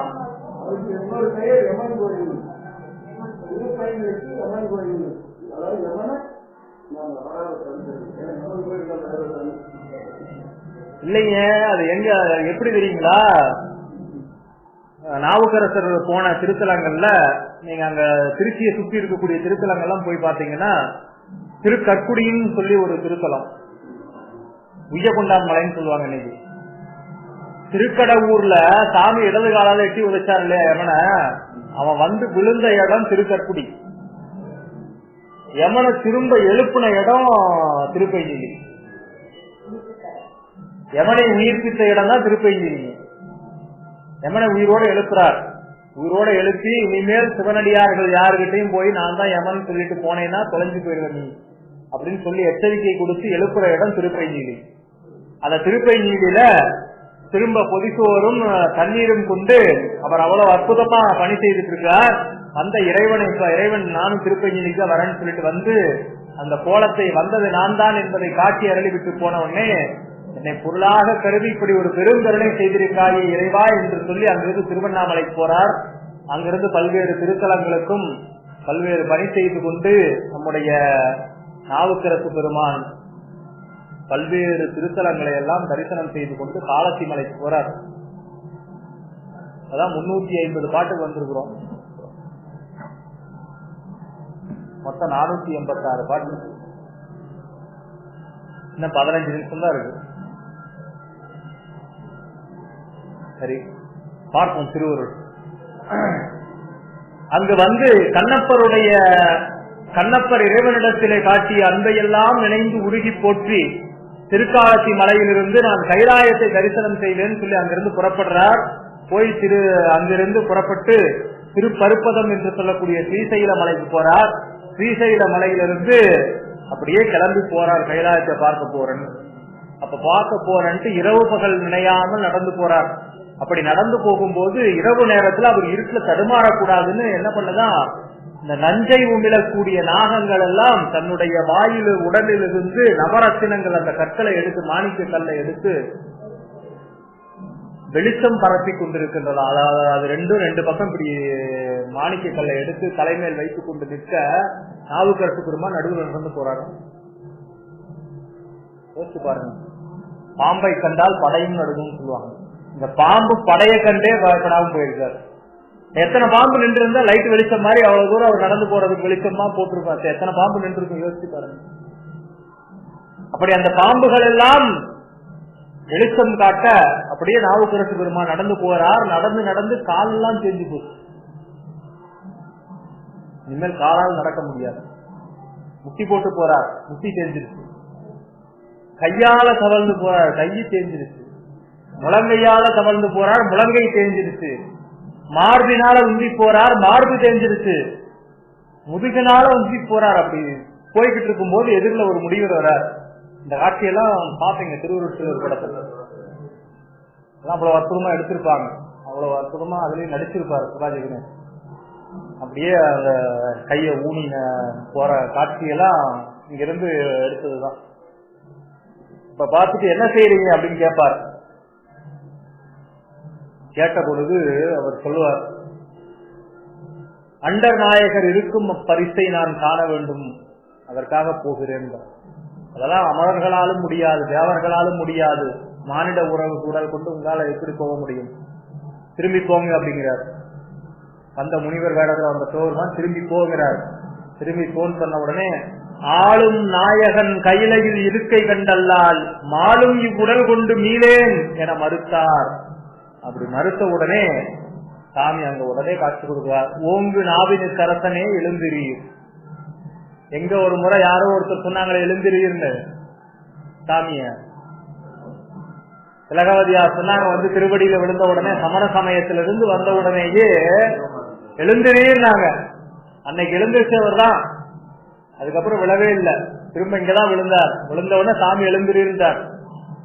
எழுந்திருக்க வச்சு மீண்டும் பழைய உடலை கொடுத்து இந்த பொய்கையில மூழ்கி திருவையாறுல நான் இருக்கின்ற கைலை காட்சியை காண்பாயின்னு சொல்லி திருவையாறுக்கு அனுப்புறார். அங்கிருந்த பொய்கையில மூழ்கினார். திருவையாறுல திருக்குளத்துல திருநாவுக்கரசர் எழுந்திருக்கிறார். எழுந்திருச்சு பார்த்த உடனே அவருக்கு கைலை காட்சி தெரிகிறது. பார்க்கிற அத்தனையும் ஆணும் பெண்ணுமாக தெரிகிறது. அங்கதான் பாடுறார். மிக அருமையான பதிகம். கண்டறியாதன கண்டேன், கண்டேன் அவர் திருப்பாதம், கண்டறியாதன கண்டேன்னு பாடி மாதர்பிறை கன்னியானை மலையான் மகளுடன் பாடி போதுடு மீசுமந்தேற்றி புகுவார் அவர்பின் புகுவேன் யாதும் சுவடுபடாமல், அங்கே சொல்றாரு, அவருடைய வாக்கிலேயே சொல்றார், யாதும் சுவடுபடாமல் ஐயாறு அடைகின்ற போது. எந்த சுவடுமே கிடையாது ஐயாறு வர்றதுக்கு. எங்க இருக்கிறார்? கைலை மலைக்கு பக்கத்தில் இருக்கிறார். அங்கிருந்து யாதும் சுவடுபடாமல் ஐயாறு அடைகின்ற பொழுது அங்க முழுகினார், இங்க எழுந்திருக்கார். யாதும் சுவடுபடாமல் ஐயாறு அடைகின்ற பொழுது காதன் மடப்பிடியோடும் கழிவு வருவன கண்டேன். அப்படி ஆண் யானையும் பெண் யானையும் வர்றது சிவபெருமானும் உமையம்மையும் வருவதை போல இருக்கின்றது அப்படின்னு சொல்லி பார்ந்ததை எல்லாம் அப்படியே பார்க்கிறார். அப்படியே வெள்ளி வெற்பின் மேல் மரகத கொடியுடன் தெல்லு பேரொளி பவள வெப்பன இடப்பாகம் கொண்டு மாமலையாளுடன் கூட வீட்டிருந்த வள்ளலாரை முன் கண்டனர் வாக்கின் மன்னவனார். அப்படியே வெள்ளி வெற்பின் மேல் மரகத கொடி, பச்சை கலர்ல உமையம்மை. ஆனா பல பேர் மாற்றி மாற்றி வரைவாங்க. சிவபெருமான சாம்பல் கலர்ல வரைவாங்க, சாம்பல் கலர்ல வரையக்கூடாது. சாமி அப்படியே செம்மேனி, பொன்னார் மேனியன் அப்படின்னு சுந்தரர் பாடுவார். பவளம் மரகத கொடியுடன் விளங்கும் தெல்லு பேரொளி பவள வெற்பன. அது அப்படியே வெள்ளி மலை மேல பவளத்தை வச்சா, பவள மலையை வச்சா எப்படி இருக்குமோ அப்படி இருப்பா சாமி. பவளம் மாதிரி சிவந்த திருமேனி உடையவர். அப்படியே ரெண்டு பேரையும் ஒன்னா பார்க்கிறார். ரெண்டு பேரையும் ஒன்னா பார்த்து அந்த கைலை காட்சியை காணுகின்றார் சொல்லி அண்ட சராசரம் அத்தனையும் துணையோடு இருக்க கண்டேன்னு சொல்லி பாடி அங்க நிறைவு செய்கிறார். நிறைவு செய்து அந்த காட்சியை கண்டு முடித்து, அதனால பொய்யிலியை கண்டேன் திருப்பூந்திருச்சி அருளுகின்ற பெருமானை நான் பார்த்து அருளித்தேன், அதனால இருப்போம் திருவடிக்கீழ் நாம் என்று அங்கே பதிகம் பாடுகின்றார். இதைத்தான் வரக்கூடிய பிரம்மோற்சவ விழாவில் நாங்க தலைப்பா கொடுத்திருக்கிறோம். எங்க குருநாதருக்கு இருப்போம் திருவடிக்கீழ் நாம் என்று சொல்லி இந்த தலைப்பா கொடுத்திருக்கிறோம். ஐயா அவர்கள் நம்முடைய விழாவில் உங்களுக்கு அழைப்புகள் வரும், அந்த விழாவில் வந்து பேச இருக்காங்க. இன்னைக்கு அவர் தான் பேசியிருக்கணும். இன்னைக்கெல்லாம் நிறைய மாற்றங்கள், சாமி நிறைய மாற்றத்தை உருவாக்கிட்டு இன்னைக்கு கொண்டு போயிட்டார். அவர் வந்திருக்கணும், அடியன் வர ஏற்பாடு பண்ணார். தலைவர் வந்திருக்கணும், அவர் வர முடியாத சூழ்நிலையாச்சு. இப்படி ஏதாவது ஒரு இதையெல்லாம் பார்த்து கொண்டே வந்துட்டு திருப்பூந்துருத்தியில ஒரு திருமடம் அமைத்து அங்க சில காலம் தங்கி இருக்கிறார் நாவுக்கரசர். இப்ப திரும்ப தல யாத்திரையை முடித்துக் கொண்டு மூன்றாவது முறையாக இந்த பகுதிக்கு வருகிறார். ரெண்டு பேரும் மூணாவது முறையா சந்திச்சுக்கிறாங்க. திருஞான சம்பந்தர் இந்த பகுதிக்கு வரார். எங்க வந்த உடனேயே பூந்துருச்சி பகுதிக்கு வருகிறார். திருப்பூந்துருச்சிக்கு வராத கேள்விப்பட்ட உடனேயே நாவுக்கரசர் என்ன பண்றார், விரைந்து அவர்வால் செல்வன், யாருக்கும் தெரியாம நான் போயிடுவேன்னு சொல்லி அங்கு போய் வந்தொருவர் அறியாமே மறைந்த வடிவொடும் புகழி அந்தனார் ஏறி எழுந்து அருளிவரும் மணிமுத்தின் சந்தமணி சிறுகியினை தாங்குவார் உடன் தாங்கி சிந்தை கழிப்புற வருவார் தமை யாரும் தெரிந்திலரால். யாருக்கும் தெரியல. அப்பறம் என்ன பண்றாரா, ஓடி போய் திருஞான சம்பந்தர் பல்லக்குல தான் வருவார். சாமி அவருக்கு முத்து பல்லக்கு கொடுத்திருக்கிறார். அந்த முத்து பல்லக்குல தான் வருவார் எப்பவுமே திருஞான சம்பந்தர். இவர் ஓடி போய் நாவுக்கரசர் அந்த முத்து பல்லக்க தூக்குறவங்களோட ஒருத்தரோட ஒருத்தரா கலந்து போய் தூக்கிட்டு வர்றார், யாருக்கும் தெரியாம. இதை தூக்கிட்டு வந்துட்டு இருக்கிறார். வந்துட்டு இருக்கும் போது திருஞான மாமுனிவர் அரசிருந்த பூந்துருத்திக்கு அருகாக இருந்தருளி. உடனே திருஞான சம்பந்தர் அங்க பூந்துருத்தி பக்கத்துல வர்றார். வந்த உடனே அவருக்கு நாவுக்கரசர் நினைப்பு, ஒரு நாவுக்கரசர் இங்கதானே இருக்கார். எங்குற்றார் அப்பர் என, இந்த அப்பர் சுவாமிகள் இருக்காராமே, எங்க இருக்கிறார் அப்படின்னு அவர் கேட்ட உடனேயே, உருகா நின்று அடியேன் அடிகள் தாங்கி வரும் பெருவாழ்வு வந்து எய்த பெற்று இங்குற்றேன் என்றார். அப்பர் இங்க எங்க இருக்காரு, எங்க இருக்காரு அப்படின்னு கேட்ட உடனே, உம்மடியேன் உம்மடிகள் தாங்கி வரும் பெருவாழ்வு வந்து எய்த பெற்று. எங்க பெருவாழ்வுங்க? சமண சமயத்திலிருந்து சைவ சமயத்திற்கு வரும்போது திருநீர் வாங்கும் போது சொன்னார் பெருவாழ்வுன்னு. அதற்கு அடுத்து இந்த திருஞான சம்பந்தருடைய பல்லக்கை சுமந்து வருகின்ற பொழுது சொல்லுகின்றார், என்னுடைய வாழ்க்கையில பெருவாழ்வு வந்து இங்கு எய்தப்பெற்று நான் இருக்கின்றேன் என்று சொல்லி சொல்லுகின்றார். என்று சொன்னால் திருநீரும் சம்பந்தரும் ஒன்று எல்லாம் காட்டுறாரு. எங்க இருந்து? இங்க நாவுக்கரசர் புராணத்திலிருந்து காட்டிட்டு இருக்காரு. ஏன்னா பின்னால திருநீற்றுக்காக பதிகம் பாடி கூன்பாண்டியனை நின்றசீர் நெடுமாறனாக்க போகிறார். யாருங்க? நம்முடைய திருஞான சம்பந்தர். அதனால இரண்டாவது முறையாக அவருடைய வாழ்க்கையில பெருவாழ்வு வந்த இடம் இந்த இடம் என்று சொல்லி அதையும் மீண்டும் நினைவுபடுத்தி இறுதியாக நிறைவு பகுதியாக அப்பருடைய நிறைவு திருப்புகழூர்ல 81 வயதுல பரிபூர்ணம் அடைகின்றார். அந்த நிலைப்பாடு வருகின்றது. அங்க வந்து உளவாரப்பணி செய்து கொண்டிருக்கின்றார். சரியா நேரத்துக்கு முடிக்க வந்துட்டோம். 81 வயது அங்க வருகின்ற பொழுது இவர் என்ன பண்ணுகின்றார், உளவாரப்படையை வச்சு அங்க இருக்கக்கூடிய கல்லெல்லாம் தூக்கிட்டு போய் கொட்டுவார். வழியில நடந்து போகிற வழியில எல்லாம், திருக்கோயிலுக்கு நடந்து போற வழியில கற்கள் முட்கள் இதெல்லாம் இருந்தா அதையெல்லாம் எடுத்து அந்த உளவாரப்படையில கொண்டு போய் தூக்கி எங்கேயாவது எரிவார். அப்படி எரிகின்ற பொழுது செம்பொன்னும் நவமணியும் தேன்விளங்க ஆங்கோவையும் நம்பர்பிரான் திருமுன்றில் உருள் பருக்கையுடன் ஒக்க, காலில் குத்தக்கூடிய பருக்கை கற்களை போல அவருக்கு பொன்னும் நவமணியும் சாமி கீழே காட்டுறாராம். பொருளாசை இருக்கான்னு முக்தி கொடுக்கும் போது இதெல்லாம் செக் பண்ணணும்.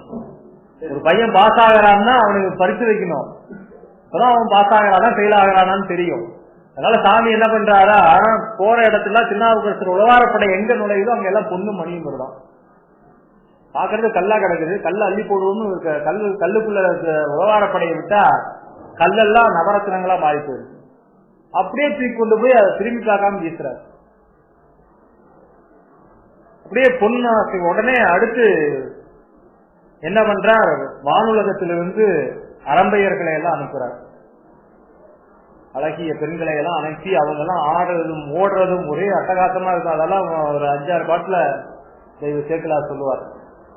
அலையேன் மின், நான் அதையெல்லாம் கடந்து வந்துட்டேன், வீணா உடலை வருத்திக்காதீங்க, பேசாம போங்க அப்படின்னு சொல்லி அனுப்பிச்சுட்டுவார் அவங்களுக்கு.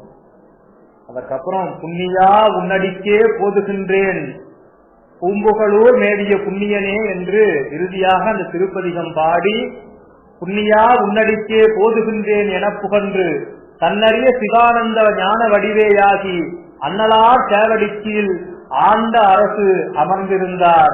வானவர்கள் மலர்மாறி மண்ணிறைய விண்ணுலகின் மேல்நிறைந்த 5 பேரிய ஒளியும் விரிஞ்சன் முதல் யோனிகளாயின எல்லாம் உள்ளிறைந்த பயிர்நிகழ்ச்சி தான் நிறைந்த சித்திரையில் சதயமாம் திருநாளில் புண்ணியா உன்னடிக்கே போதுகின்றேன் என்று அன்னலார் சேவடிக்கீழ் ஆண்ட அரசு அமர்ந்திருந்தார் என்று சொல்லி இறுதியாக இத்தனையும் செய்து வந்த நம்முடைய நாவுக்கரசு பெருமான் சித்திரை சதய நன்னாளிலே இறைவனுடைய திருவடியை சென்று அடைந்தார் என்று சொல்லி அவர் திருவடி அடைந்ததோடு அவரை பற்றிய சிந்தனையை நாம் நிறைவு செய்து இருப்போம் திருவடிக்கீழ் நாம் என்று அவர் நம்பிக்கையோடு உரைத்ததைப் போல இந்த உரை கேட்டவர்கள் எல்லாம் இறைவன் திருவடிக்கீழ் இருப்போம் என்ற நம்பிக்கையோடு நாமும் இதோடு நிறைவு செய்வோம். என்றும் இன்பம் பெருகும் இயல்பினால் ஒன்று காதலித்து உள்ளமும் ஓங்கிட மன்றுளார் அடியார் அவர் வான்புகள் நின்றது எங்கும் நிலவி உலகலாம் வான்முகில் வளாது பெய்க மலிவளம் சுரக்க மன்னன் கோன்முறை அரசு செய்க குறைவிலாது உயிர்கள் வாழ்க நான்மறை அறங்கள் ஓங்க நட்டவம் வேள்வி நல்க மேன்மைகுள் சைவ நீதி விளங்குக உலகமெல்லாம் மேன்மைகுள் சைவ நீதி விளங்குக உலகமெல்லாம் மேன்மைகுள் சைவ நீதி விளங்குக உலகமெல்லாம். திருச்சிற்றம்பலம் தில்லையம்பலம்.